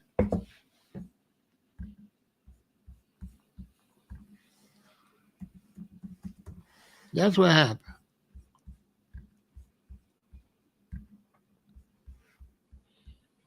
The men destroyed it. They destroyed any decency. They destroyed it.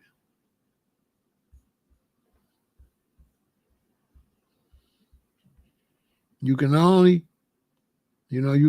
keep somebody straight for so long. You can only help them so long. And then after a while, if they determine, then they're going to fall off.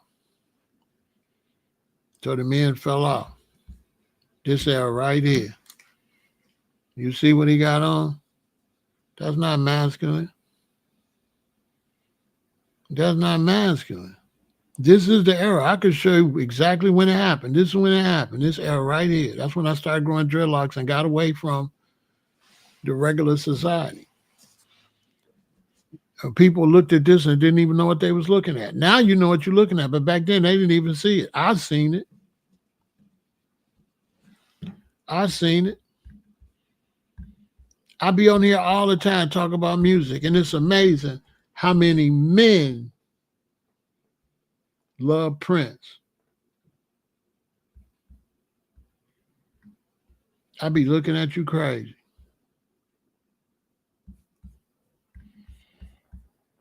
When a man tell me he like Prince, I be looking at you crazy. I don't like him. I don't like his music or nothing because that don't sound masculine. Rick James started it. He one of the ones that started it. See, Rick James is one of the kings of it.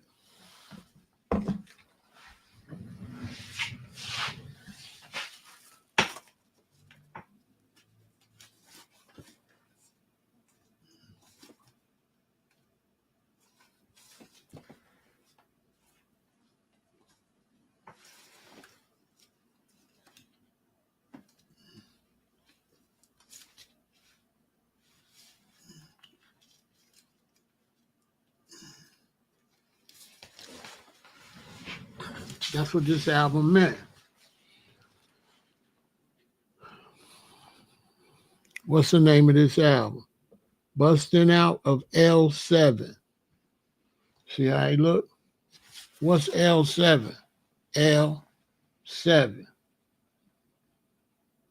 A door. Coming out what? The closet. Coming out the closet. L7, a L and a 7, make a rectangle, which is a door. He put the girls on there to throw you off. But busting out of L7 was the beginning of it. L7 is a door coming out the closet. He say on the record, we didn't braid it our hair. We don't mind if you stare. Go listen to it. He said, we didn't braid it our hair. We don't mind if you stare. Busting out. Yeah, this was it. This is when I started growing dreadlocks. This when I put on the army fatigues and got toxic masculinity. Pharaoh, toxic masculinity, Pharaoh was born. This was the same time as Eddie Murphy, Arsenio Hall, the Village People. I remember the Village People song came on. I'm in the car with my daddy, and they're like, at the YMCA. My daddy said, boy, what the hell they doing at the YMCA? Ain't nothing but boys there. This is it right here. And that's when I took the tailor-made clothes off. and got out the scene. Real history. I'm telling y'all real black history. I got out the scene.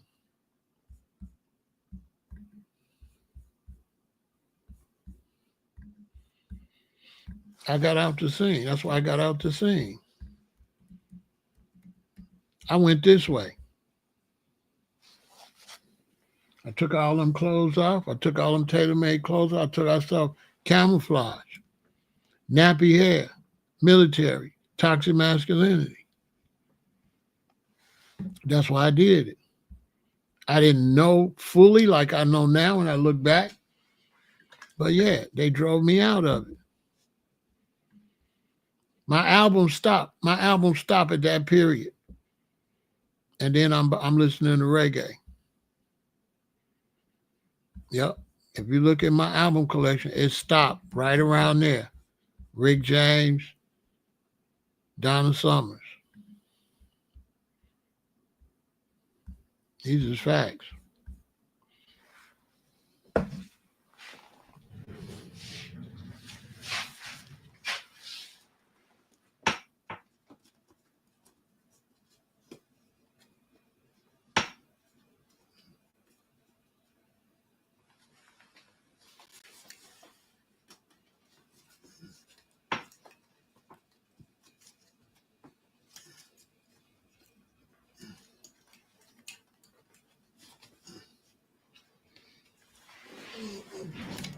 They went in this direction.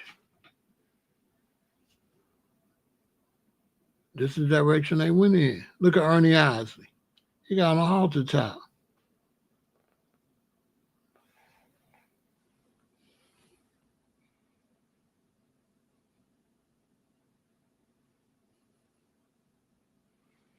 What that look like?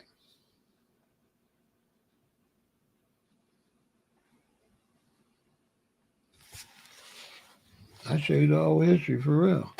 I ain't against nobody doing what they do. They do what they do. But I'm just saying I went this way. I went the other way.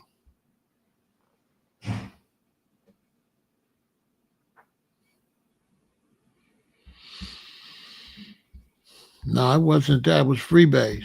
It was Freebase. It was Freebase. Freebase was out. Freebase was out where you cook it with ether. And then when Richard Pryor set himself on fire, they had to find another way to rock it up. And that's when they found out about the baking soda.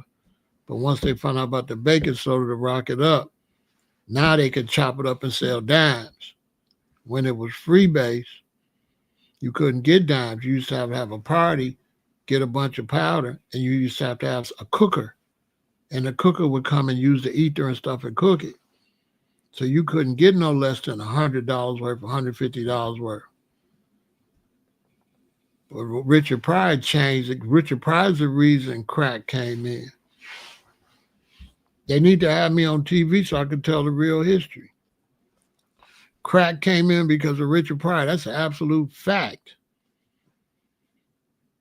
Because nobody wanted to use ether no more. It was too dangerous. You could blow up the house. That's a fact. Even the TV and them. That's why they should be interviewing me all over America. I should be on TV to tell the real history. Richard Pryor was the reason they stopped using ether and found out they could use baking soda. That's a fact. And once they found out they could use baking soda, then they found out they could chop it up and sell it at cheaper, and that's why it took over. Because you used to couldn't get that stuff unless you had $50 or $100. You couldn't get no powder or no freebase. You had to have $50, $100, $150. It was a rich man's high. But once they started using baking soda, they found like they could chop it up into small rocks. And that's the only reason it was a so-called epidemic or pandemic or epidemic, because now all you needed was $10. Before, when I was young, you couldn't get none for $10. You had to have $25, $50, $100. You couldn't get none for $10. And that came out of the school. That came out of the universities and California. Found out you could cook it with baking soda. That's where it came from. I think UCLA.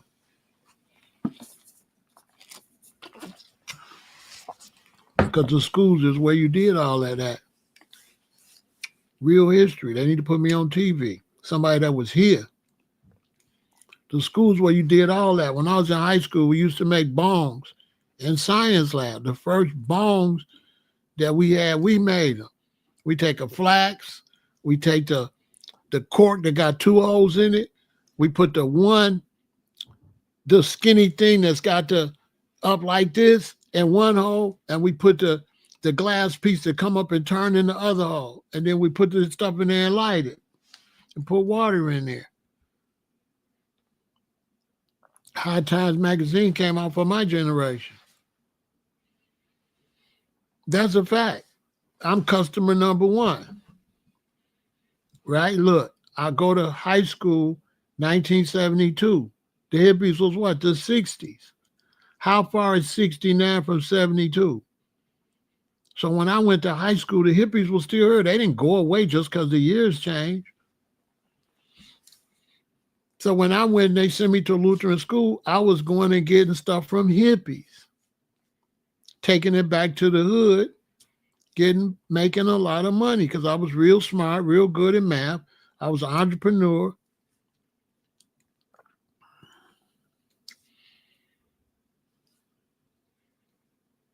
And so I just seen free money. I wasn't no criminal. I was an opportunist and an entrepreneur. And I'm going to this white high school where they got everything, and I'm taking it back to the hundreds, to the wild hundreds, and I'm the man. And I'm like a baby little gangster. I'm a freshman. I'm like a gangster. So the hippies like that. I got on Taylor Mason, got dice in my pocket, cigarettes in my sock. You know what I'm saying? So the white dudes, I was like a rapper. So the senior white dude's like, hey, you. I'm like, who? You. Come here, man. I go over there, what up? You know what I'm saying? They never had heard no ghetto slang before. It's a Lutheran school. So that sounds like rap. And I get in the car, man. I jump in because I'm a G. What you gonna do? Nothing. They take me to a house.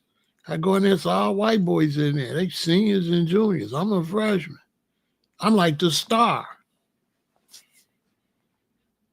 I'm not scared because I'm going to go back to the hood and bring Richard and Phil and Larry Lou Jack and Pee Wee and them, and it's going to be smoke up here. So I ain't scared. I wasn't really scared because when I grew up, one reason I wasn't scared of the police, I wasn't scared of white dudes, is because I grew up in Maple Park where our parents moved from the low end. Other parents moved from the low end, but their children was older. So they bought dudes from the low end that was older, and they bought the low end mentality down there. And the most scariest thing was the OG gangsters. The police, white dudes was not scary as Peter Rabbit, Fat Sam, Joker. It was a dude named Joker. He must have been like in 10th or 11th grade. He was real black and he had gold, like he had like braces, or he had like silver in his mouth. He was scary looking. So, you know, growing up in 5th or 6th grade out there with the older boy, Blackstones and lynchmen gangsters and stuff, everybody else is a joke. Police, you're not scary. Fat Sam scary. Peter Rabbit scary. Joker scary. You know what I'm saying? Y'all not scary. So, you know what I'm saying? As a matter of fact, when I was 19, I was working for a stock exchange and I used to go to dingbats. And Mr. T was the bouncer. And I was like 19 going on 20, but to get in the club, you had to be 21. And me and my boy Kepper, at that time, his name Wayne, my name Michael, we got on our tailor-made suits and we would go to dingbats. And Mr. T was at the door. He said, "What y'all doing up here, fool? ID, fool. ID." He showed my ID. "You ain't young enough. Get out of here." Like, come on, Mr. T, man. Let us in, man. Let us in. So everybody get in the club, and Mr. T like, "Okay, I'm going to let y'all in. But I bet not see y'all drinking. Don't y'all drink, because if the detectives come in there and see y'all drinking, they could lose their club. You understand me, fools?" And he would let us in. And we be in dingbats. That's why I seen Bill Cosby was a gangster. Bill Cosby came in there one day. And he was a gangster. He was sitting in a back little spot. Like you walk and then it's a cutout and it's a couch and only him there. And everybody know, don't go over there and play with Mr. Cosby. He was not the Cosby on TV. He was a gangster.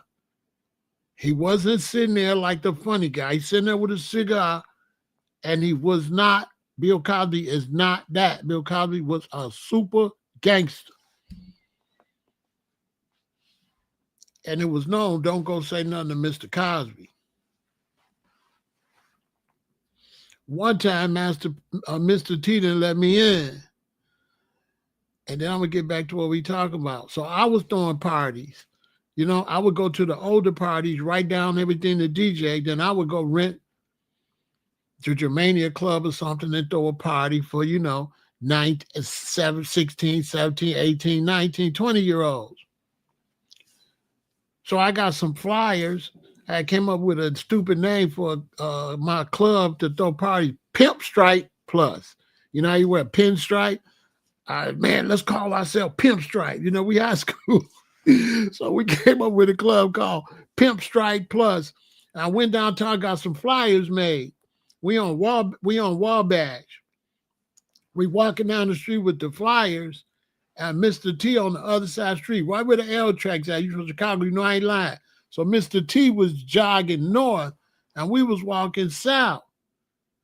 Mr. T jogging. I was mad because the last time he didn't let us in dingbats. So I hollered, "Hey, Mr. T, where your ID?"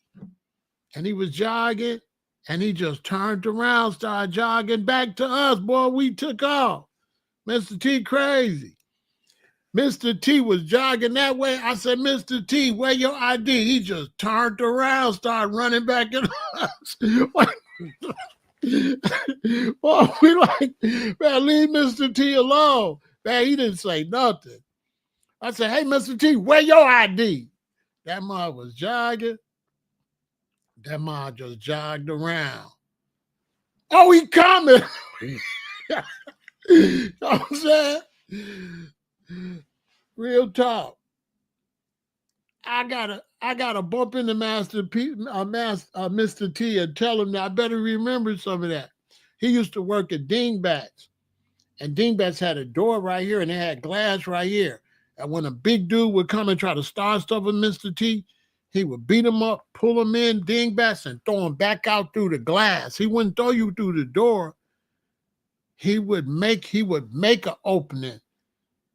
He'd throw you through the glass out on the street. And they would have to call a place to board up the glass till the next day. But he used to let us in. That's my man. He knew we was only 19, 20. He would let us in, though. But the party was 24 and old. I got another story at Dingbats. So I'm at Dingbats one day. I'm only 19 or 20. I don't know nothing. So I see this fine-ass lady. I'm talking about she was fine.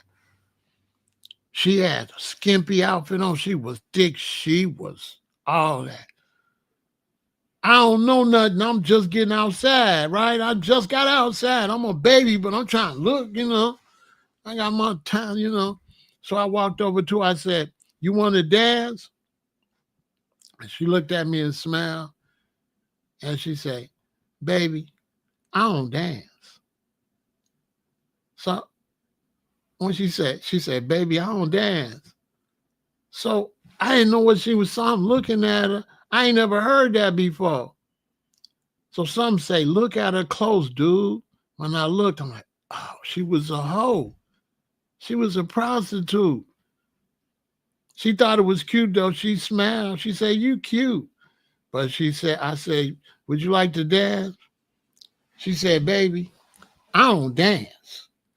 That's what she said. And I still didn't get it. This is when you're growing to be a man. This is how you learn how to be a man, when you're going from a young high schooler to a man. Dingbats, I forgot, man. Dingbats was down there on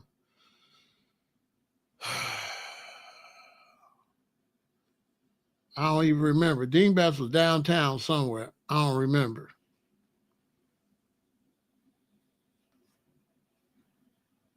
I don't remember where Dingbats was at. I looked it up one time. I couldn't find it.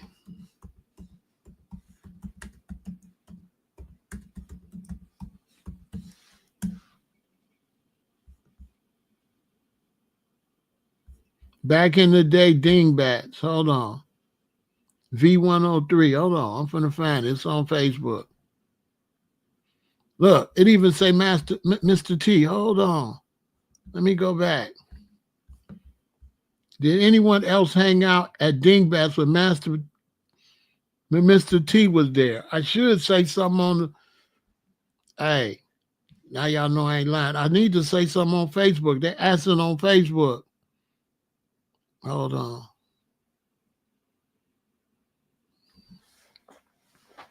Yeah, me. But I wasn't old enough. He let us in, though. He let us in every time except the last time. He let us in about 4 times. It was like, that was where they had the after work parties. Why it's not loading? It's not loading.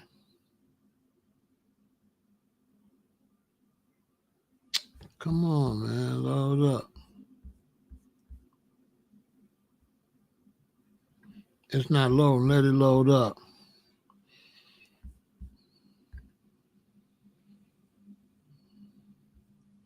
It's taking forever.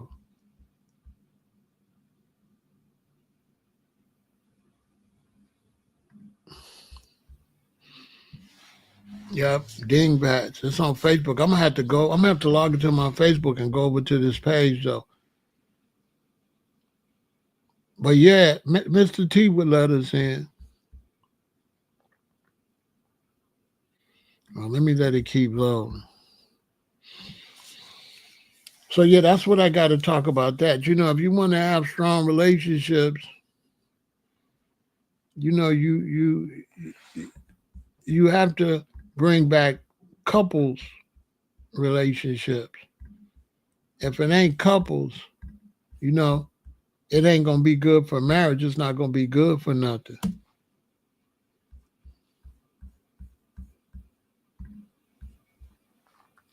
It's not gonna be no good if you don't have couples. Let's take a break.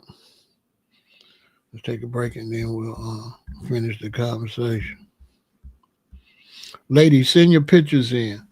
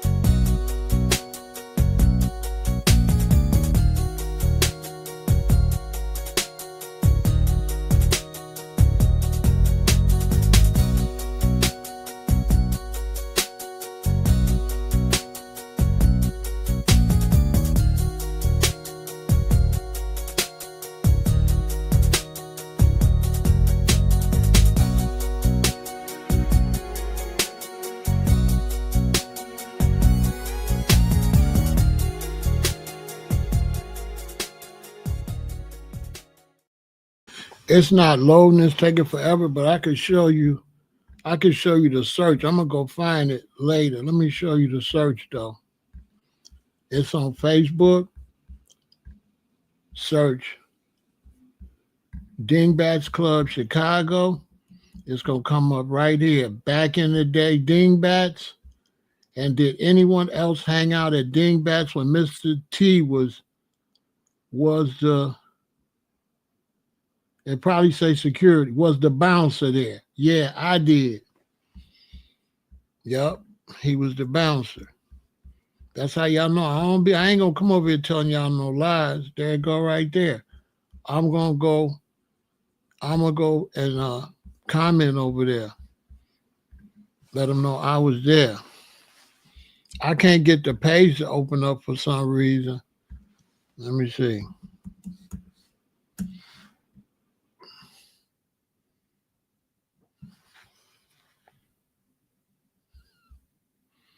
Facebook is not opening for some reason. I don't know why Facebook ain't open. Maybe because I'm live over there or whatever. But I'm going to search it later. There it go, though. At the time, he was shooting Rocky. He was shooting Rocky because we was out there. You know what I'm saying? I used to be talking to him out there. We was out there talking to him because he wouldn't let us in. So we just out there talking. But finally, he let us in, though. He let us in. And we would be respectful. If they told us don't drink, we wouldn't drink. We'd just go in there and stay out the way. I was a DJ, as you can see. So I would spend most of my energy listening to the DJ, trying to learn how to DJ, watching the pros. Because the women, you know, they knew we was too young, so the women wouldn't give me no play. You know what I'm saying?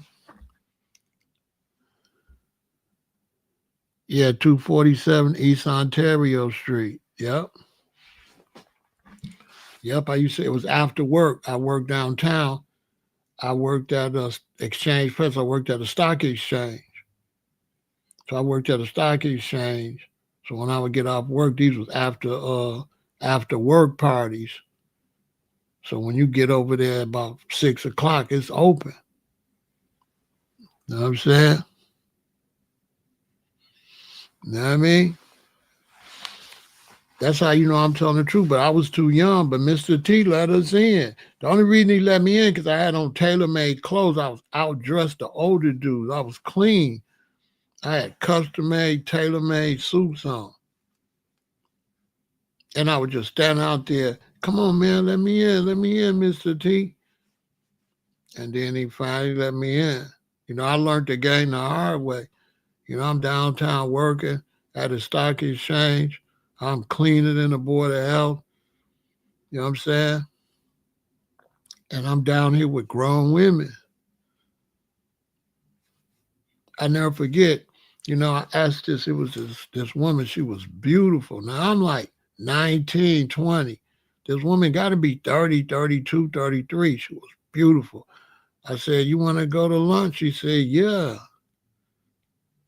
So I said, okay, I'll meet you. So when lunchtime came, I came out and met her where I told her I'd meet her, took her to lunch. She was smiling and eating and stuff. Then when she got through eating, she said, thank you very much. And then she just left. I was like, wow.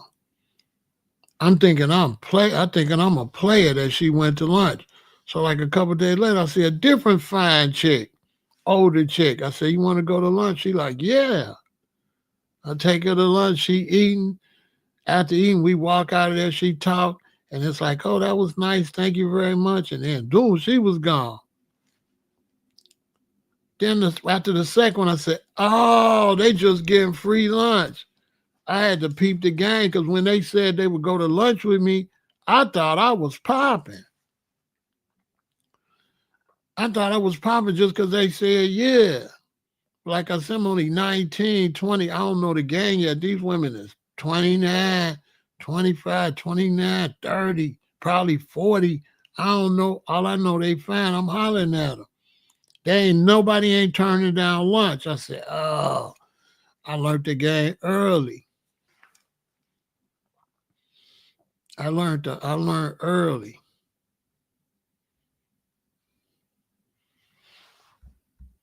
So, the bottom line is this. We've got to bring back marriage and couples. And you got to be livicated because we don't dedicate because we ain't with being dead. So you got to livicate to get in relationships and making them work. You got to really work and you got to really honor your vows through sickness or through health, for richer or for poor, for better or for worse, till death do you part. And it's hard to marry a woman or a man that really honor the vows. They just be saying the vows, but they don't really honor the vows they saying. Some people even changing the vows so they don't have to deal with the vows. But until you bring back marriage, then marriages are going to keep failing because couples don't have no role models. Couples got to be around couples. And we living in a situation where couples is around too many single people. And single women make single women. If you got a man and you love him, stay away from single women, ladies. Stay away from them. You're going to lose your man hanging with single women because single women create single women. Single women make women end up single. Same for men. Single men make men single. When you get married, only hang with people that's serious about being married with other married couple and married people. That's it. If they not married, do not hang with them. I don't care if it's a cousin, a relative, or nobody. Once you get married, you have to hang out with married people. And when you're dating somebody and they be around a whole bunch of people that's not married, or just a few people, a lot that's not married, that relationship is going to flop. Because now, let's say I'm a man and I'm with a woman and she hang out with a bunch of cousins and stuff like that that's not married, male and female. So now I'm with her. I'm trying to pull her into the married life.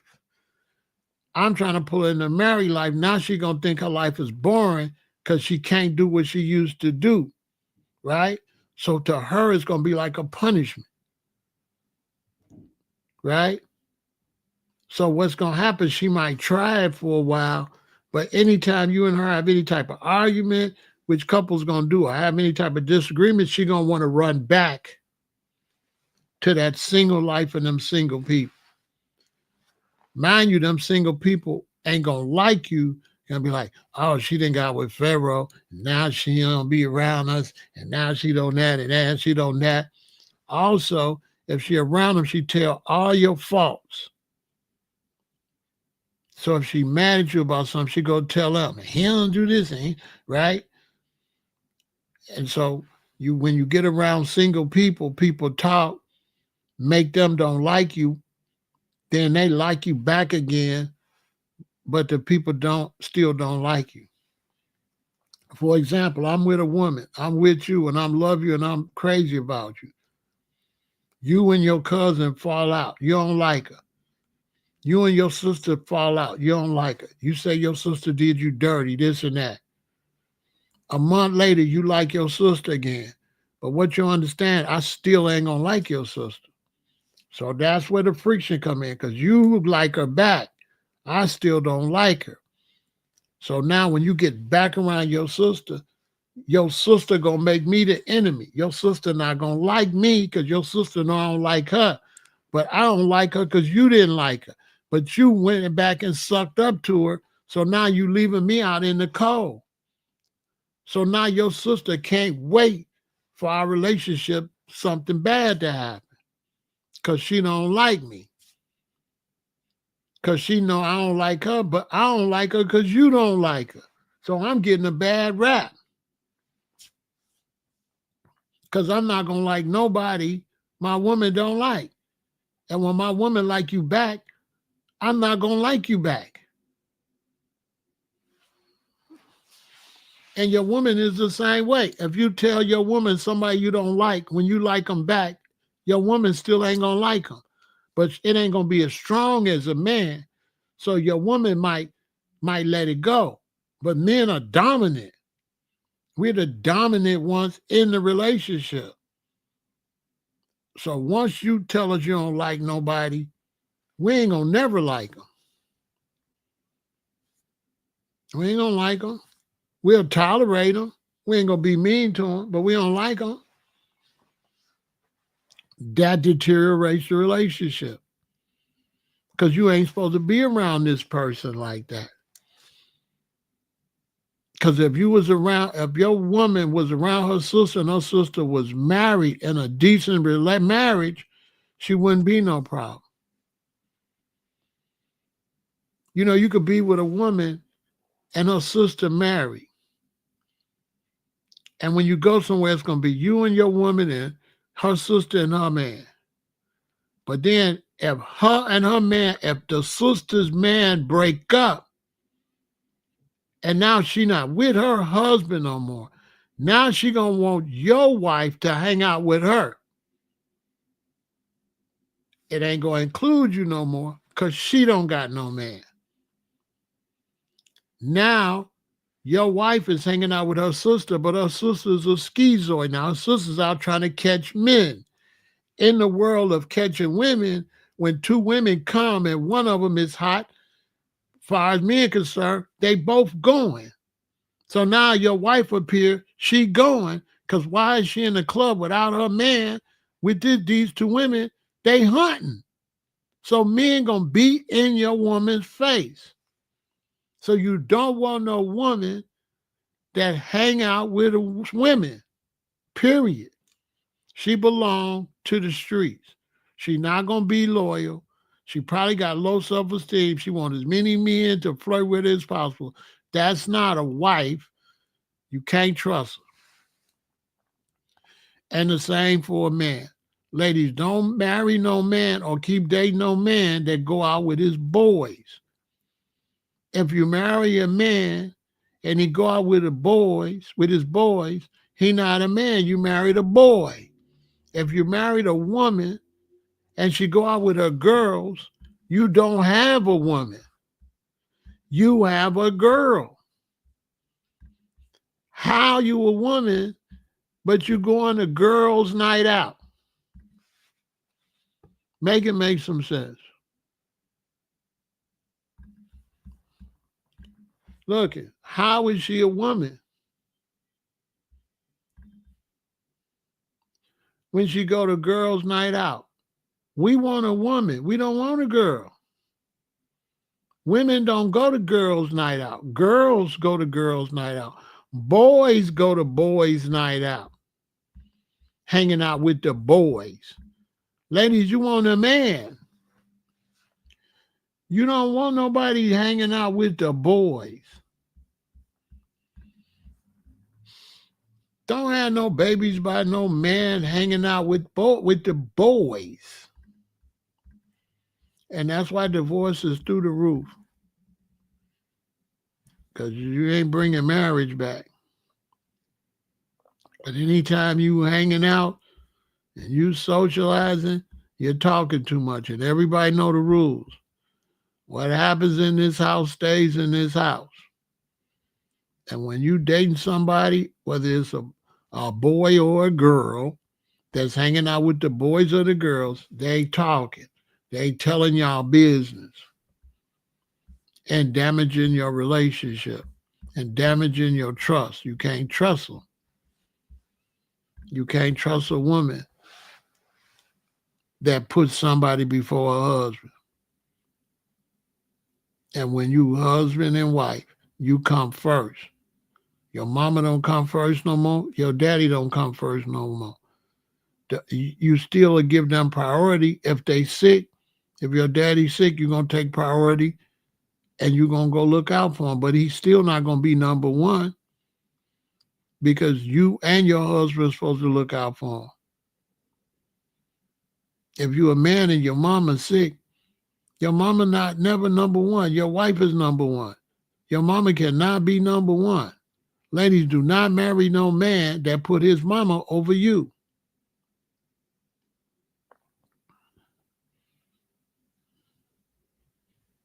That's his daddy that has sex with her and had you.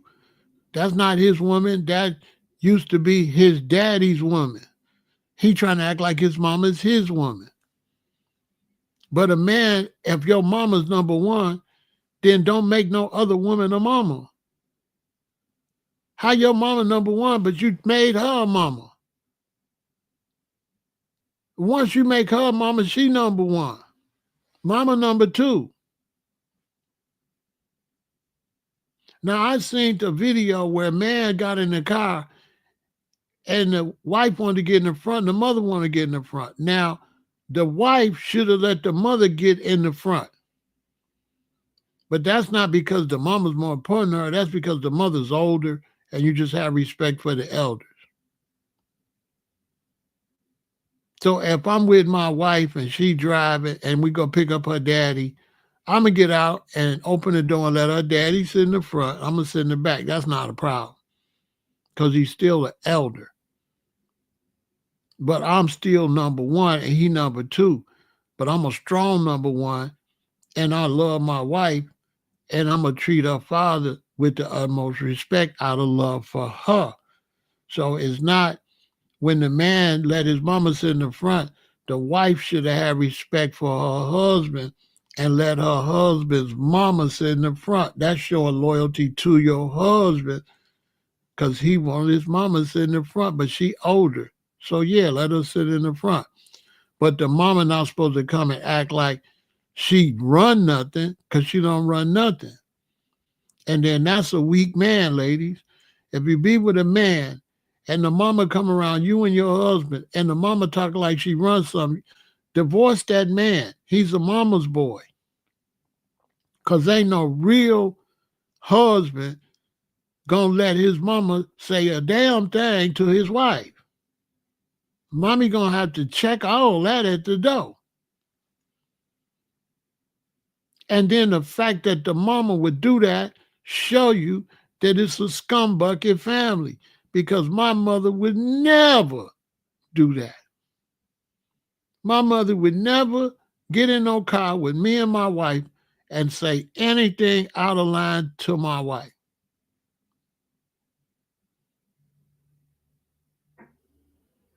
Never. And if my mama's in the front and my wife say something, I'm going to say, babe, sit in the back. Leave mama alone. And if she don't honor that, she not a good wife. She ain't no good wife. She's supposed to listen to what I'm telling her. She's supposed to know that I'm doing what's best. She's supposed to already know he always going to do what's best. So this ain't against me. This is my man. He a king. He going to make good decisions. And if he feel like his mother should sit in the front, I trust my king. He know what he doing. But if you say, no, why should my mama? That means you don't trust me. That means you don't look at me like a king. That means you're not letting me make the best decisions for the kingdom. You got to let me make the decisions. Because if I put my mama in the front, that's a better relationship for you and my mama. Why would you put strain between you and my mama? Let mama sit up here and build a good relationship for mama. But the man can't let mama think that she's sitting up there because she's dominating the wife. But that's for the man to regulate that. But ladies, when you're dealing with the mama, stop dealing with her like a mama and deal with her like an elder. And so if I'm dealing with my wife's daddy, I'm not letting him do stuff because he's the daddy. I'm letting him do certain things because he's an elder. So yes, He can sit up in the front with his daughter. I'll get in the back. What's the problem? Sitting in the back ain't got nothing to do with our relationship, got nothing to do with my position. My position is based on my attitude. And if I'm a G and I want to sit in the back, I'm still dominant. I'm dominating the situation. Let him sit in the front and I'm going to sit in the back. And if that's what I want to do, then that's not a decline. How's that a decline when that's what I want to do? I want him sitting. I would never let my wife, daddy, come out and sit in the back, or her mama. I would get out and open the door and let the older man get in there and close the door to make sure he get in safe. Because I still got to get out and open the door and help him get in the back. So why not put him in the front? And then it's his daughter. Why shouldn't he sit up there and be able to talk to his daughter? I've been talking to his daughter all week. I'm going to talk, when we drop him back up, I'm going to be there talking to his daughter the whole time. So why can't he have a good closeness with his daughter on this ride? What that got to do with anything? So anytime you think that's a position move, you slow. That ain't no position move. That got nothing to do with nothing. That don't got nothing to do with no position of the daddy and all that. That got something to do with that's her daddy. He older. We went to pick him up, put him in the front. We're going to do her daddy the same way we do my daddy. If my daddy came out, I would open up the door and let my daddy sit in the front with my wife, and I would get in the back. Her mama would sit in the front. My mama would sit in the front. Her grandmama would sit in the front. Her granddaddy would sit in the front. My granddaddy would sit in the front, and my grandmama would sit in the front. They elders. I'm going to sit them in the front. We're going to put their seatbelt on. We're going to open the door, and we're going to treat them with the utmost hospitality. We're not going to compare her mama against my wife. At that point, you're not a king. You're not a king. You got to be a king. Your wife's supposed to know that you ain't putting your mama over her. That's for you to get that straight now. When your wife like, say, your mama come before me, you're supposed to say, babe, stop. Babe, stop. Babe, stop. Act like a queen. You supposed to teach your woman, baby, you looking ridiculous, okay? Your position ain't got nothing to do with where somebody sit in the car, okay? How where somebody sit in the car got a damn thing to do with the cost of tea. That's how petty we are. Where you sit at in the car determines your position. Whatever. That's foolishness. Now, if you're a king, you're not supposed to let that type of foolishness even happen. You're supposed to explain to your wife, listen, this is an elder. This ain't about just because this my mama. My auntie would sit in the front. Any elder of both of our families would sit in the front. In some cases, they need help to get in the car.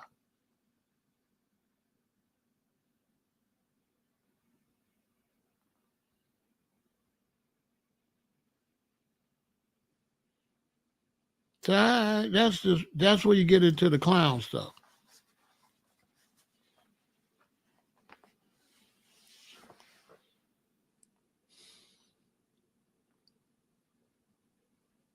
And most likely it's situations where your mom ain't got no man. It's not your wife tripping.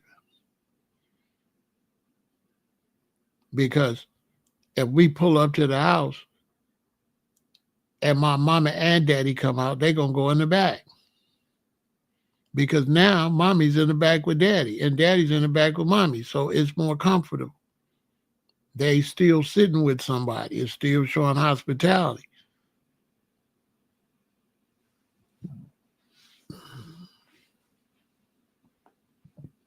Ain't no mama that's still with her husband gonna try to overpower your wife. Only a single mama gonna do that. That's why single people ain't no good. But you gotta deal with your mama.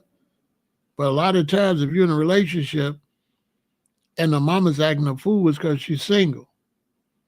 Now if she's married and she acting a fool, that's because the man's a punk.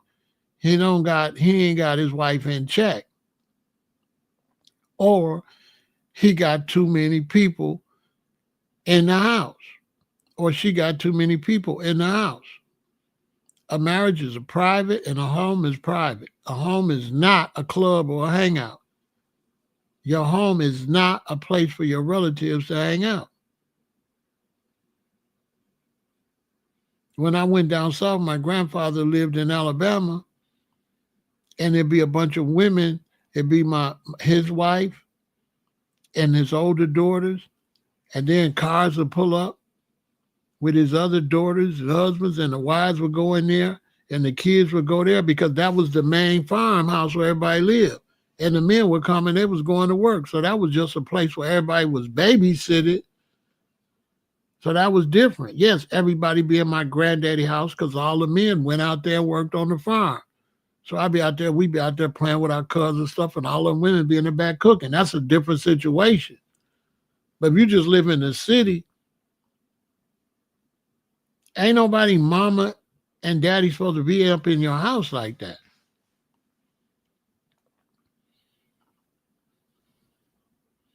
So ladies, if you got a man and his family always up in the house, that's you with a loser. Men, if you got a woman and her family's always up in your house, you ain't strong. You weak. You weak. You can't even defend your own castle and have privacy in your own home. You ain't marry all them. You don't owe them nothing. You don't owe the family nothing. When I meet your daughter and marry her, and y'all the Joneses, and I marry her, she's an El-Aton. She ain't no Jones no more. We don't owe the Joneses shit. She got my last name now. You gave her away in marriage. Gave her away in marriage. So when I give my daughter away to a man in marriage, that's his world. I cannot go in his world. I'm putting my daughter in his world.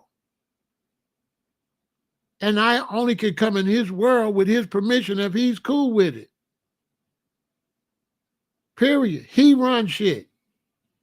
My daughter gonna take on his last name. My daughter's not gonna be no El-Aton.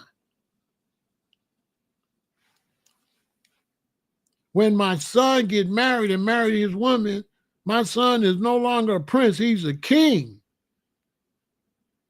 So I can't step on him like he no prince. He a king now. They say, well, how he king when you the daddy? Because you got kingdoms. And when my son get married to a woman, he created his own kingdom. My kingdom over here, where I live at, that's his kingdom. That's not my kingdom. And in ancient times, he could arrest me in his kingdom. Listen, in ancient times, when you had a king and you had a queen, a lot of people don't know that the queen had her own quarters and the queen had her own security, her own army. And if the queen got mad at the king and went to her quarters and ordered her men not to let the king in, you do know the king couldn't come in. In the great kingdoms, if the queen told her personal army not to let the king in, he could not come in her quarters. Look it up.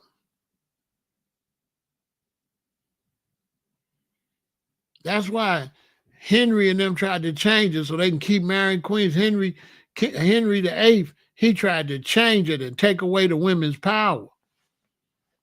That's what that's all about. He wanted to just treat them like they were just concubines. But originally, no, a queen got power. So when it's a king and a queen, it's two kingdoms. It's not one kingdom. It's only one kingdom because she unite them. But if she mad at you and separate, then she there and you there. And you could not even go in there to see her unless she tell her royal guards to let you in.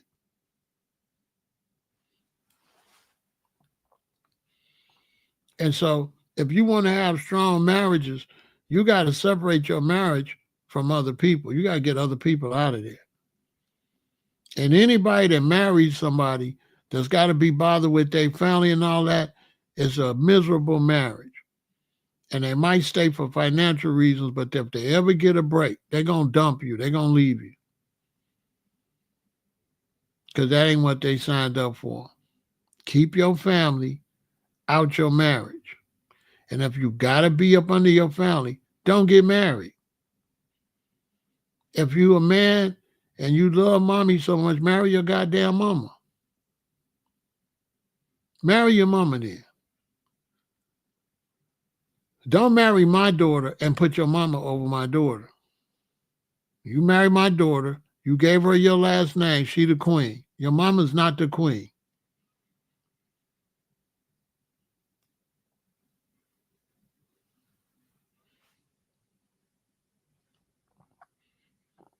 You're not going to see me all up in my sister's house with her king. You're not going to see me all up in my daughter's house with their kings. Nah, we don't move like that. My daughter got the privacy of her relationship. I don't got nothing to do with it. I don't want to know nothing about it. She grown. I raised her. I raised my daughters to be grown, to go out there and live their life. I did not raise them for me to have to keep raising them, for me to be all in their business. Their business is their business. I don't want to know nothing about it. They grown. If you can't let your children have their own kingdom, you ain't no good parent. What you raising them for? You raising them to be up under you forever? So I hope y'all learn from this. Relationships are failing because of socializing. Socializing is destroying marriages because you're socializing with people that's not married. And if you socialize with people that was married, the socializer would be limited. When you socialize with people that's not married, the socializing is unlimited. But when you socialize with people that's married, the socializing is limited. My mother and father socialized with people that was married. And those events was far and few in between. Like twice a year, 3 times a year at most. And they different people. So it might be the families that they know from the school we went to that became close.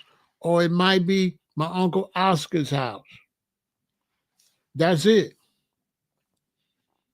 We even went to my daddy's brother's house, and my daddy's brother and them both came from Alabama, my Uncle Oscar and my daddy, and they would only get together once or twice a year.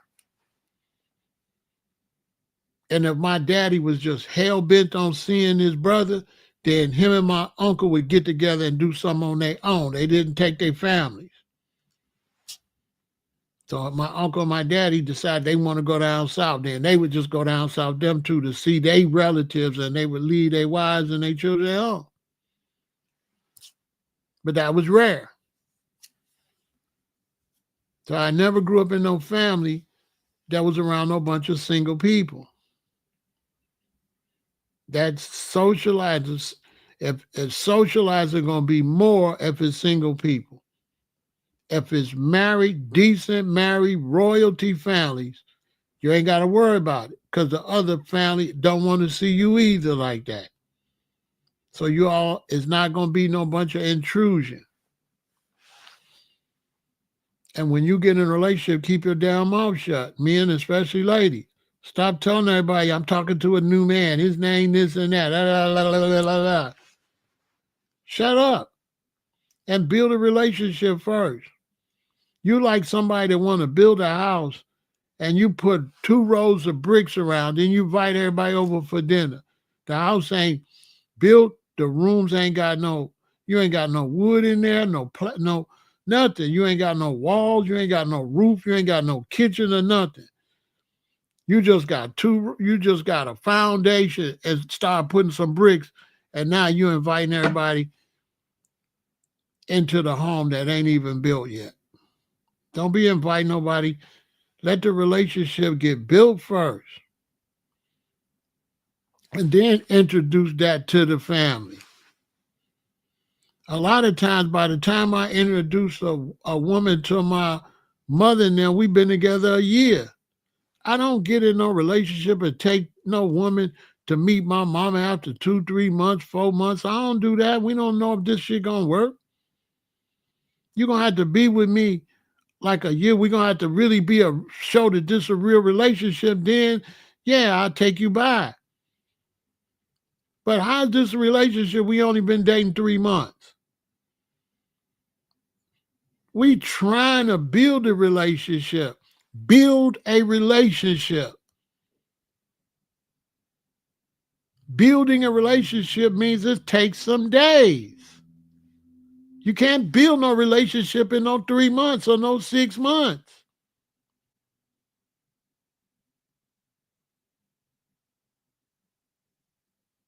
The house ain't even built until a year and it still ain't got no furniture in it. Our relationship not even strong till 36, 48 months. Facts.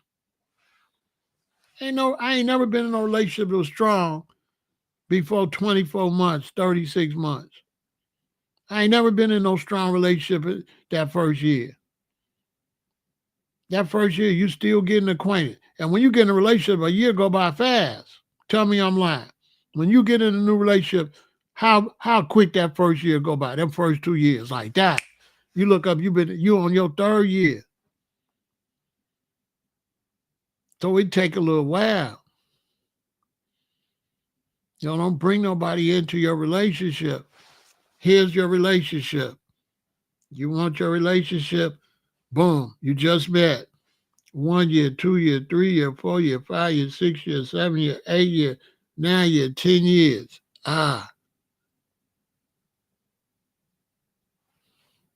Now you got it. You getting mad because y'all having some little friction and stuff. That's because it ain't built yet. Like I said, my mother and father, I remember them having little arguments and stuff when we was like 5, 7. By the time we got 12, I don't remember no arguments no more. Why? They had built the house. So that's another thing. You getting too mad at each other too early. You're ready to give up on the relationship when it ain't built yet. You complain about he ain't doing this, he ain't doing that, she ain't doing that. The relationship's not built yet. You want to act like the relationship is like a 10 or 15-year-old relationship when the relationship is 7 months, 1 year. You want a 1-year relationship to be like a 10-year relationship. That's ridiculous. When you see your grandmother and grandfather and you see that peaceful vibe they got, it took them 30, 40 years for grandma and granddaddy to be like that.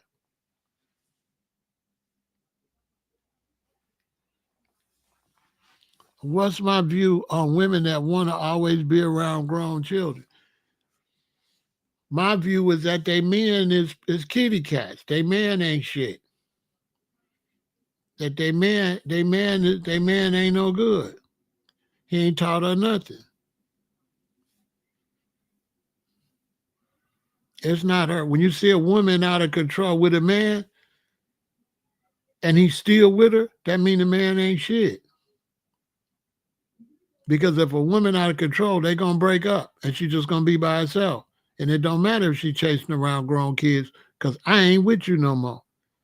But if you with her and she out of order, you a lame because you should have been gone or you should have her in order. One or the other. Get her in order or leave her alone. But if you still there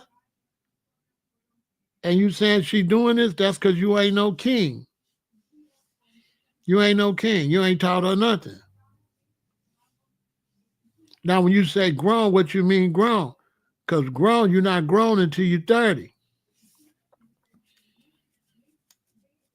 So your wife is definitely going to be all in them 22, 23, 24. Yeah. Yes, she's going to be around them. They're not grown like that. Every 7 years, right? 7, 14, 21, right? 28. What I tell you? You're not even full grown till 28. You're not official till 35.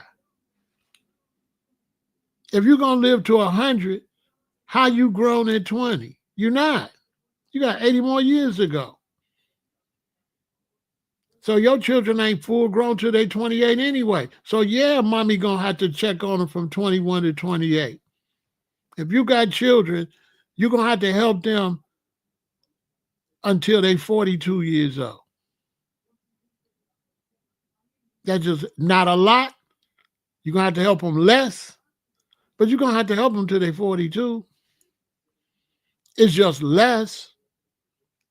You might have to help them because they might not ask you.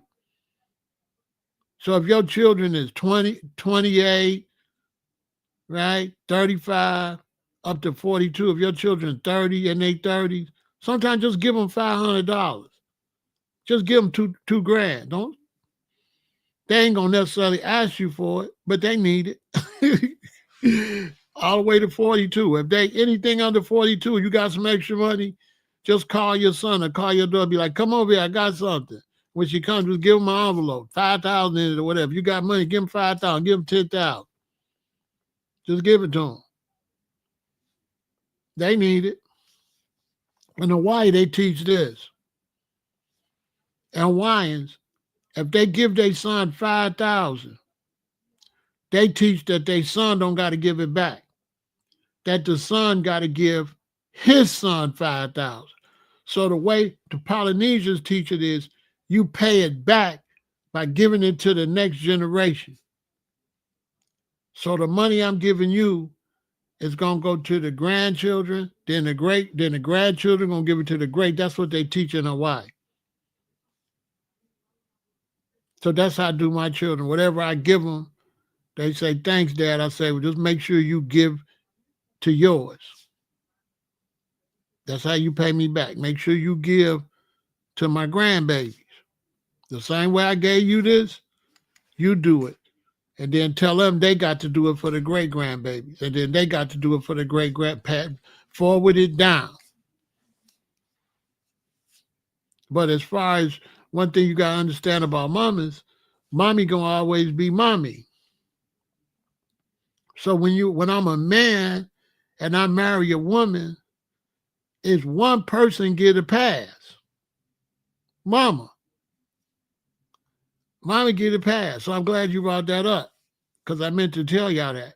Mama gets a pass. She gonna be the mama forever.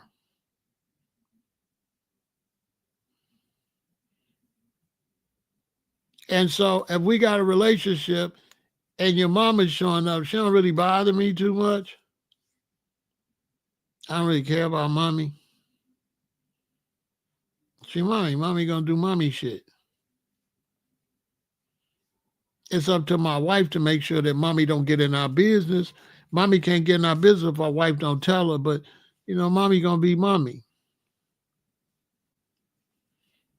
When I meet women and they don't get along with their mother, and we try to build a relationship, but they be like, my mama, this and I tell them, leave your mama alone. I can't wait to meet your mama. Leave mama alone. Leave mommy alone.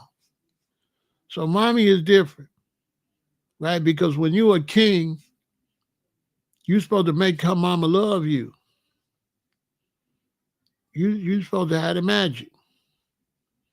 Now, it might be times mommy's just a fucking asshole, but like she's still mommy. The mommy and the daughter might be beefing.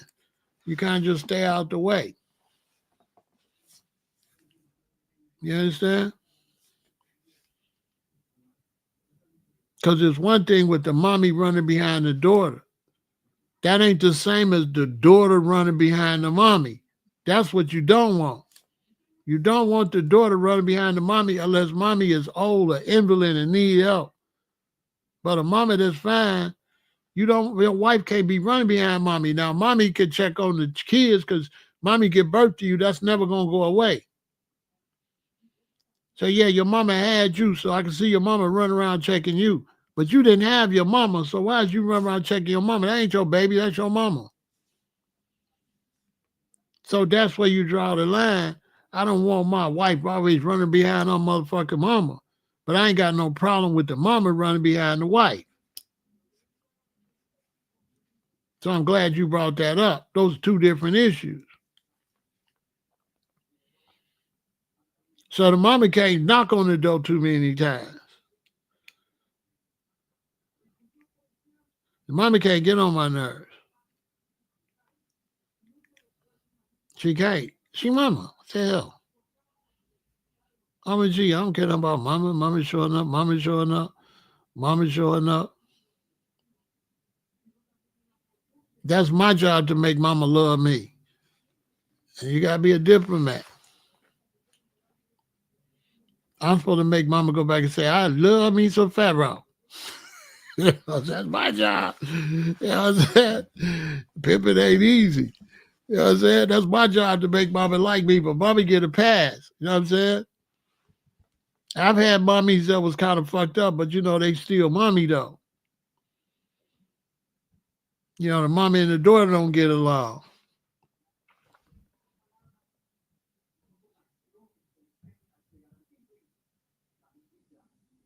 The mommy cannot like me and shit and go, mommy don't get along with me and I was like, oh, the mama, that's fucked up, but she's still mama. But if the mama go tell my wife's other sisters and them and then make them don't like me because of her mama, so this is my woman, this is her mama go have the other siblings don't like me, the mama gonna still be cool. It's like, fuck the siblings up. Yeah, gangster shit. Mommy cool, but fuck y'all. Man, y'all motherfucking business. Well, mommy said if mommy get a pass because she fucking mommy. She do some stupid shit. She get the stupid mommy pass. Yeah, you don't get no pass. You're not mama. That's how I do it. You're not mama. Because I'm the type of dude, if mommy bogus, when she come and be like, why you always be bogus? You know I love you. You don't even treat me right. Come here and give me a hug. You gotta be a player.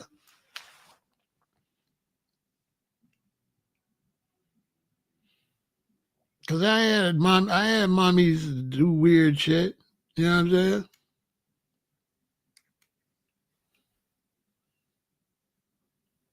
But one thing about mommy, if mommy got a man, I'm a little harder on it than she ain't got no man.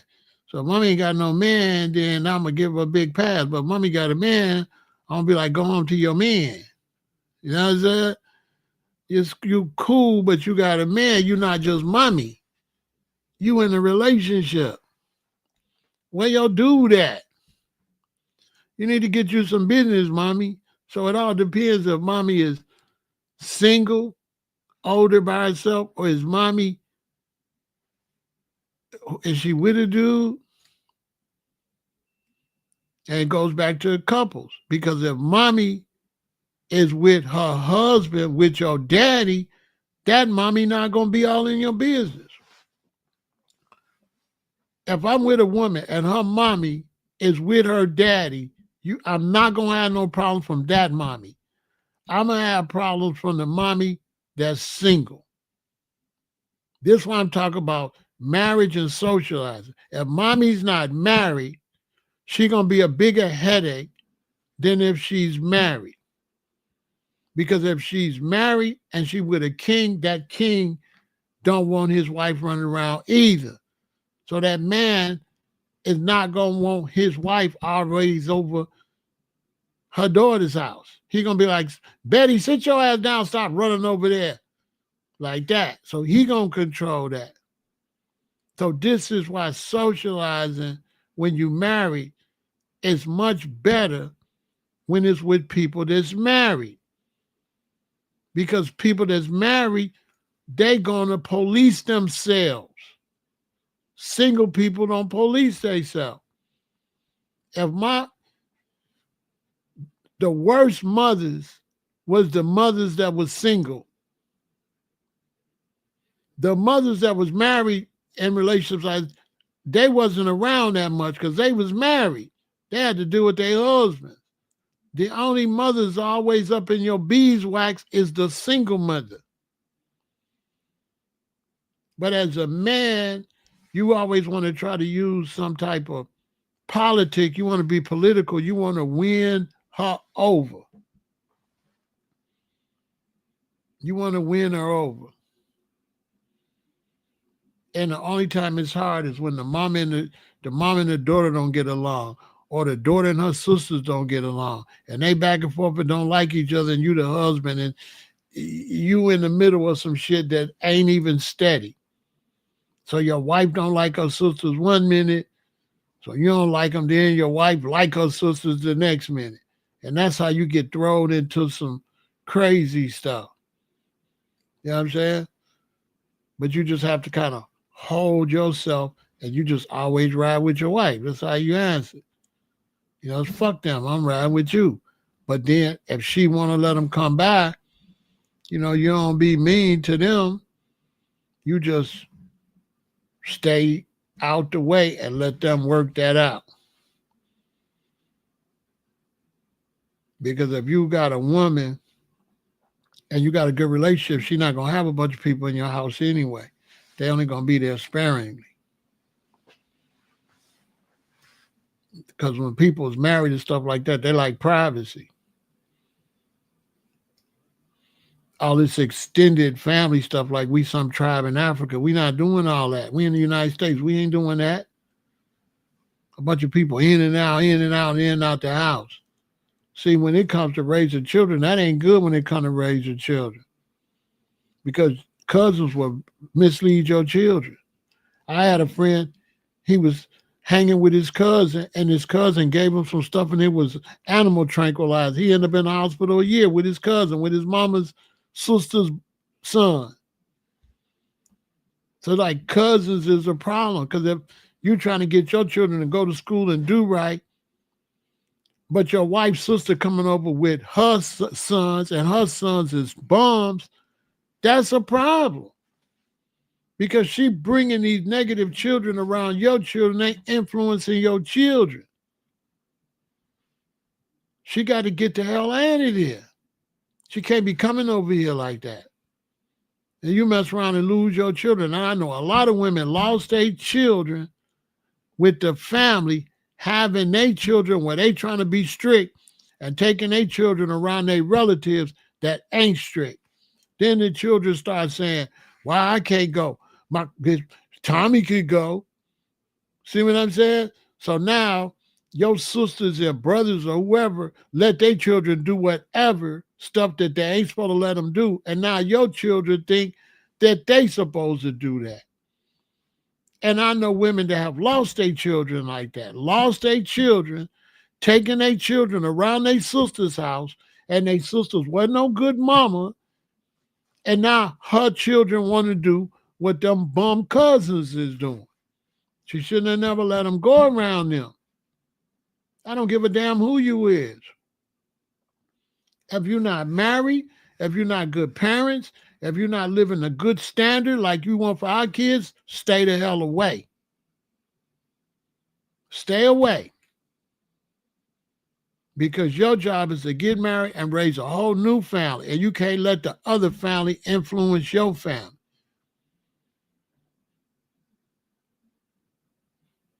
You have to protect your children and your wife and your castle. And when you go and you look at these situations Well, you got your children like this and the cousins ain't no good. I guarantee you the cousin's mama ain't married. I guarantee you that if you marry with your wife and your children and they got cousins by her sister or her brother and they ain't no good, I guarantee you her sister and her brother ain't married or hopping from marriage to marriage. I guarantee you it's not no solid family. In situations where I've seen, and I'm with a woman, and then her children go around her cousins. Them cousins was from all single women with no men worth a goddamn. Facts. Them cousins was not from no strong marriage. Them cousins was from women that's bounced from men to men, broke up, that type of shit. Total bad influence because ain't no man there to dominate, to make sure the children do what they supposed to do. So these are the worst children to be around. The worst people to be around is people that ain't married, that ain't building no strong family. They'll influence your children, your wife, your husband, and ruin your family. Because one bad apple will spoil a whole bunch. This is a fact. Because people that's married, that's decent, their children is married and decent. And them the children you want your children to go around. So married people that's responsible only need to socialize with other married people that's responsible. Period. Now you say, what if they married and not responsible? They ain't going to stay married long. So what you going around them for? They ain't going to stay married. They're going to go from person to person. That dude she with, he going to be gone. She going to have 3 babies by 3 different dudes. On my soul. Every one of her babies going to have a different last name. Name out there her baby daddies. This is a fact. It ain't just a relationship. Your children's affected by that. You want to have a decent relationship with decent children, hanging with other decent relationships with decent children. All them stragglers, if you just gotta see them on Thanksgiving at one of the row house, fine. But as far as bringing them into your world, you're going to lose everything you got. Hanging with single people. That's why marriage is on the low, because there ain't no positive role models to stay married. That's why none of them Hollywood people can stay married, because nobody stay married. So nobody going to stay married, because you're around an environment where nobody stays married. You have to be around people that stay married to stay married. And that's gone. And I'm talking about it because we have to bring that back. Socializing with single people when you marry is the worst thing you could do. And don't trust no mate that wants to hang with single people. If your woman wants to hang with some single chicks or single people, she belongs to the streets. If your man likes to hang around single men, he belongs to the streets. And he gonna hang out more, because you can hang out a lot with single people. You can't hang out a lot with married families because they don't want to be bothered. They not available to hang out with. Who's available? When you're a little boy and you go outside to play and you go out in the morning at the regular time, there'd be a whole lot of decent children out there ready to play baseball and basketball stuff when I grew up. And when it get a certain time at night, the children got to come in. But if you can go outside, if your child can go outside at 10 at night and there's 2 kids out there, what kind of kids is them? Because all other kids in the house. It's the same with a marriage. You going outside with people that's still outside at 10, 11 at night. You need to be socializing with families that's got the same type of structure you want to have, period. And all them stragglers, let them be stragglers. And back in the day, if you was a straggler, they threw you in the straggler world, so the stragglers had to go and get married in order to come around and function. I keep telling y'all, they used to tell me and all the time, when you gonna settle down? They did not let you be no 20, 22, 24-year-old man with no woman. All the older women would talk about you like a dog, and they really did not want you around. This is when I was growing up. This is in the 70s. When my daddy's nephews and stuff and different older boys, part of the family, would come around, they grown men now, and they ain't got no woman. The older women would check you. Not the men, the older women. If you was a man, 24, 25, 26, and you ain't got no wife, the older sisters used to check you. Why you ain't married? What you doing? You need to settle down. That's how they look at you. Basically, we don't really want you around. None of the men wanted you around because you would look like some kind of loser or something. You ain't got no wife. How old you? Yeah, it's a loser era. Stickers. I know it's a loser era. What, you think you telling me something? I'm trying to tell them I'm trying to tell them to change, and you coming over here trying to tell them what era it is. I'm trying to teach them to change. Now, what do you think I'm over here doing, Stickers?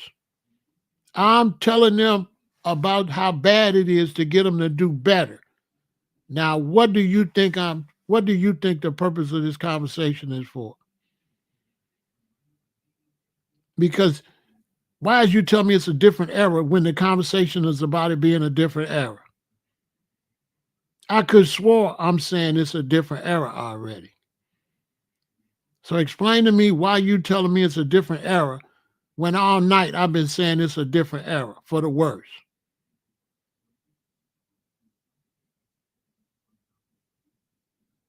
Explain to me why you telling me what I'm saying already.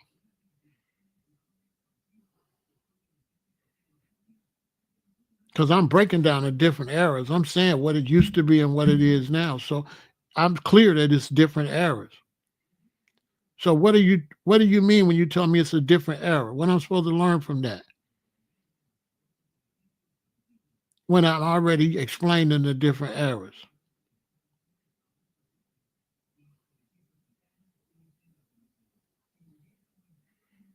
Explain me what I'm supposed to learn from what you. Hey y'all, ain't all night I've been saying there's different eras and we in the worst era?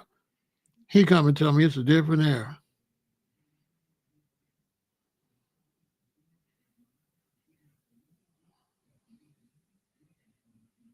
Unbelievable. I'm saying this era was like this and this era is like that, and we need to go back to the original era. He says it's a different era.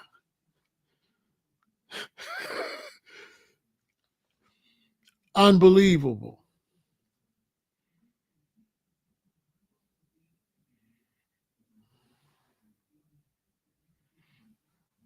I tell you, man.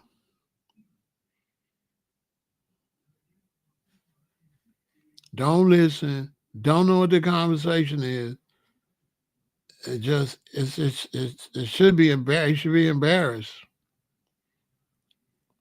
Crazy. Making a statement that, okay, it's a different era. Okay, what does that mean? Just leave it like this? I'm confused. He's like, it's a different era. Leave it like that. Don't try to fix it. It's basically that's what that sounds like to me. It sounds like this is a different era. It's messed up, dude. We're not going to be able to fix it again, basically, or something. I don't know what that means. You get these people, social media is revealing. Let's just leave that like social media reveals a lot of problems, comprehension problems and stuff like that. So this whole conversation is about two different eras and how people should make the decision in the era that worked and not make decisions based on the era that's clearly not working. So yeah, it's a different era and it's clearly a failure era.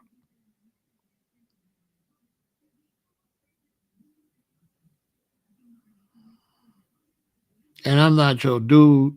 I don't know you or none of that. I'm not your son. I'm not no little boy. I'm not none of that. I'm not none of that dude stuff. I don't know what you're talking about. I'm going to leave it there so people know what I was talking about so they could see part of the problem. You know what I'm saying? We're not going to even get into comprehension skills and all that. That's a whole nother conversation.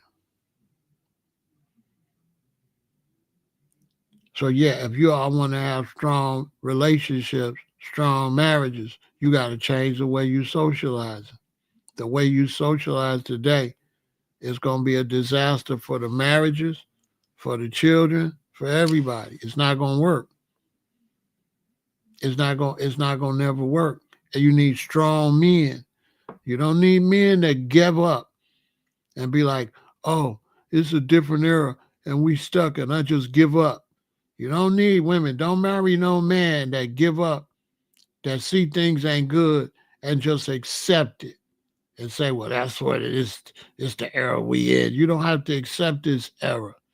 You can make your own. You can pave your own way. So you don't have to accept this era. You could take it to something positive.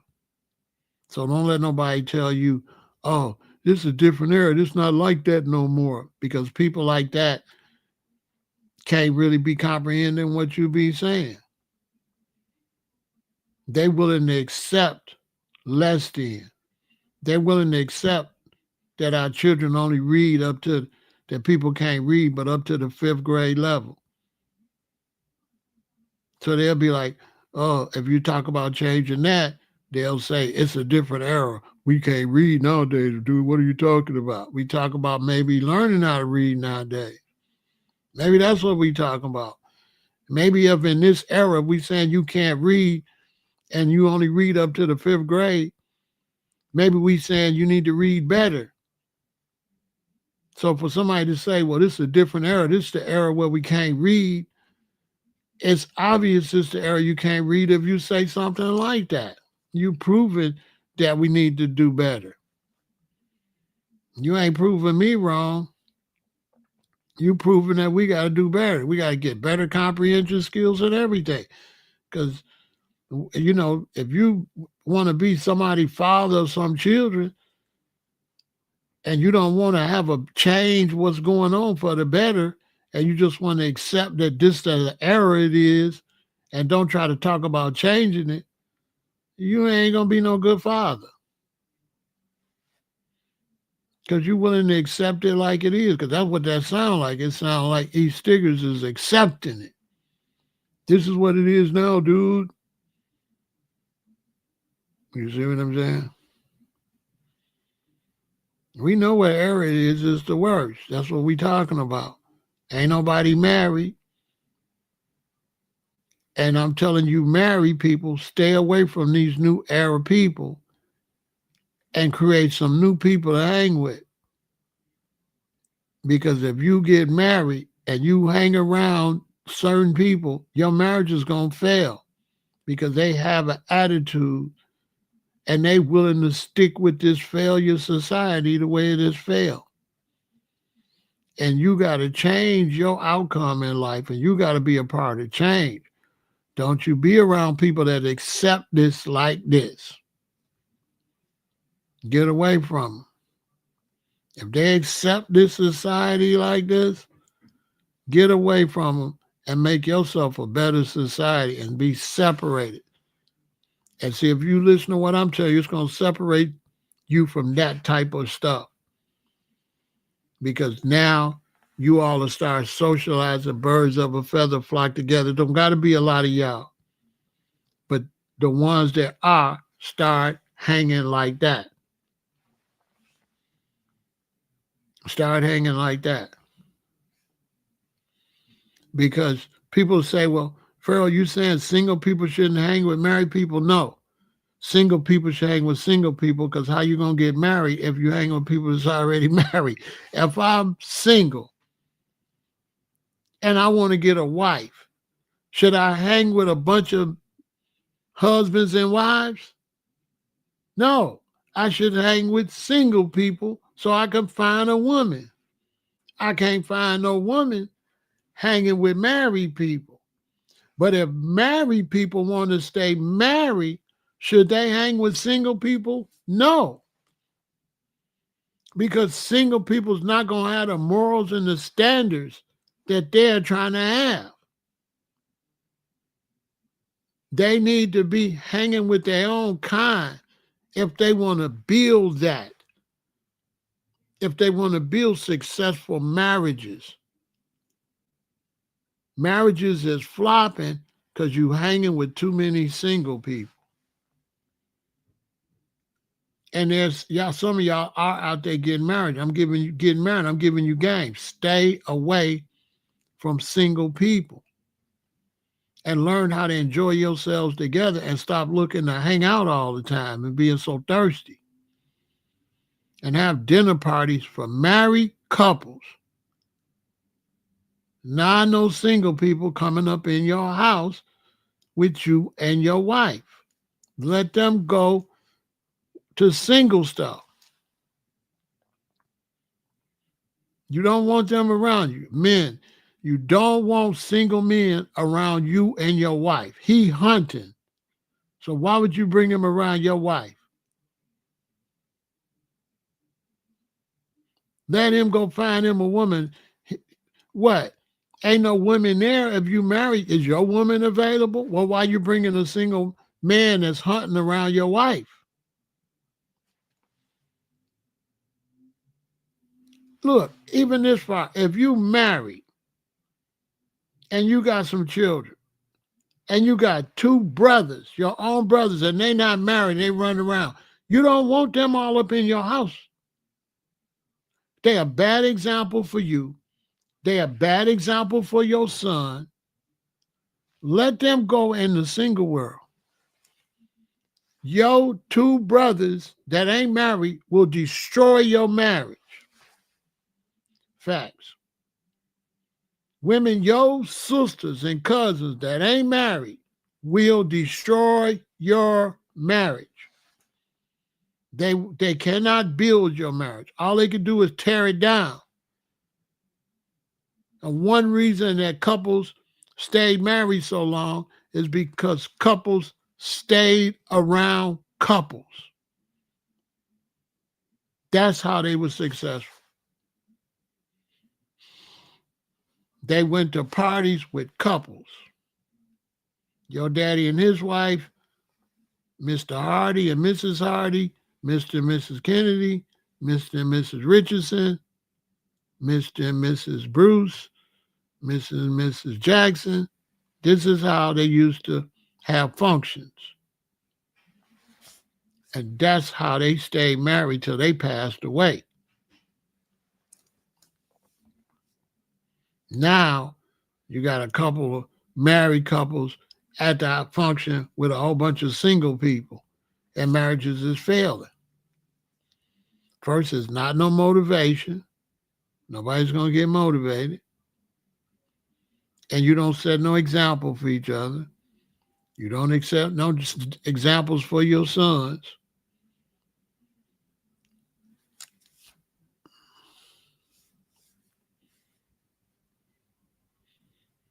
So that's what's wrong. Too much socializing.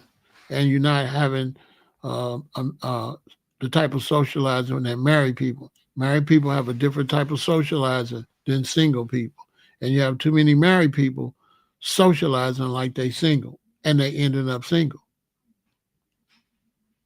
Married people, we don't socialize like single people.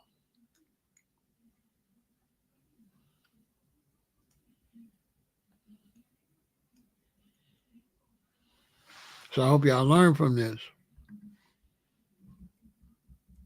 You know, I didn't tell my boy this. He going through something, but he's surrounded by people that don't have no commitment to no relationship.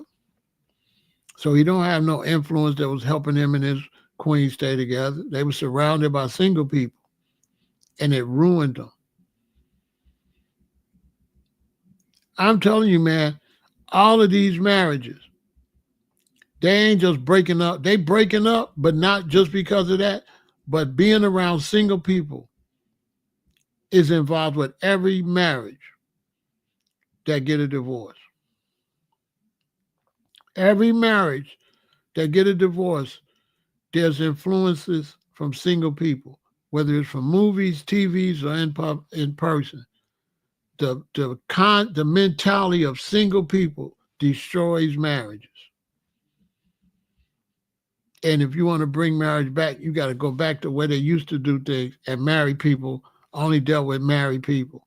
You couldn't even find no single person on cartoon. It was Fred and Betty. It was Fred and Wilma, and it was Barney and Betty. It was Dick Van Dyke and his wife. Every time you turned on, there was couples. The only one that I think was LGBTQ was Andy Griffith, but they did have him dating a woman. So maybe not. They had the little boy Opie, but nobody knew who his mama was. So I don't know what that was about. But I know they pushed marriage. And they never showed anything lewd that would mess up the children. So they never showed, they would sleep in separate, they would have separate beds and stuff like that. They kept it PG so the children won't, go outside their situation. And when I grew up, you never seen a husband and wife kiss in public. You never seen a husband touch his wife in public. You never see your uncle, your daddy, your granddad, none of them kiss their wife in public. And men used to have a lock on their bedroom door. And it wasn't until the children went to sleep, and it wasn't until they went in that bedroom and locked that door before there was any physical contact. There was no physical type of perversion contact done in front of children. Daddy did not kiss mommy in front of the children, because that's mommy. That's not a wife, not in front of the children. That's not daddy's girlfriend. That's mommy and that's daddy.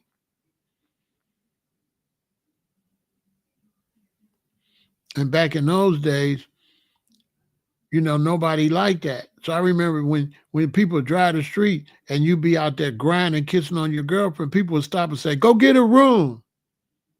People didn't like that out in public like that, because that's not the place for that. That's destructive for marriage and destructive for families. So you young people, you're going to have to build a culture of marriage. If you're not married, right, and you dating, what you want to do, ladies, is, and men, you want to get dating groups. Because it might not work out, but you want to go on a date, and if you can, go on a double date. So you can create a dating culture.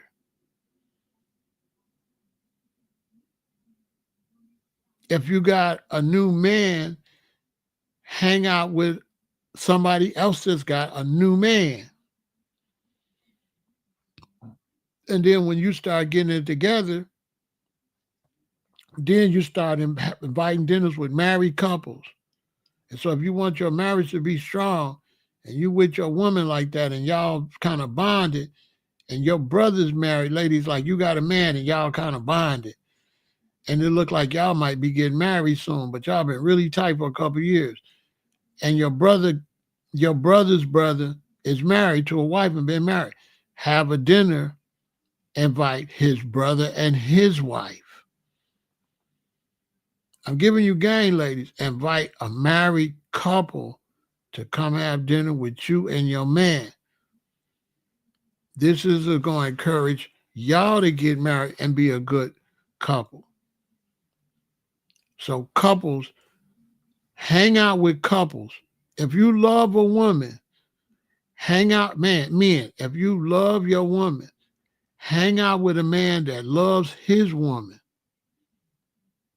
That's going to help you. Hang out with a woman that loves him and he loves her and you love yours and she loves you. That's going to help you tremendously. You don't have to listen. I'm giving you game. Hang, birds of a feather got to flock together. And y'all could turn this around.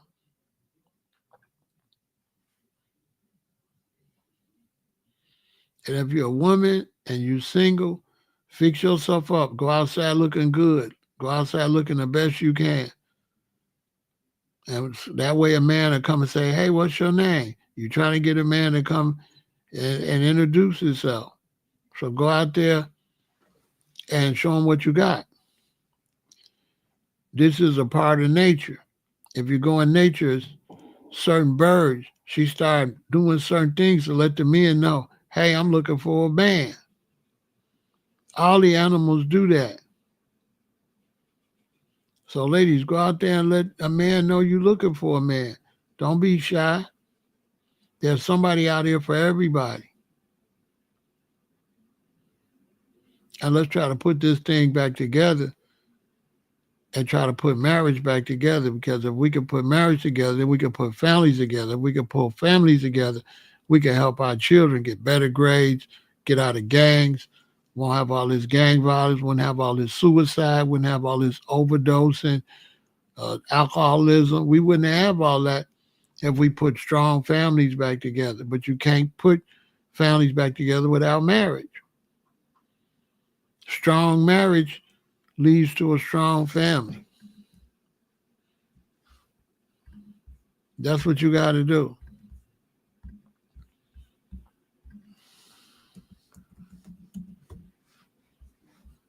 That's what you got to do.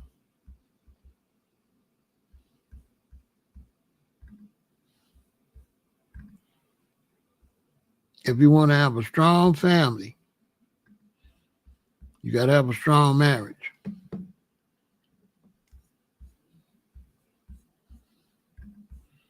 It's my mother and father, me and my sister.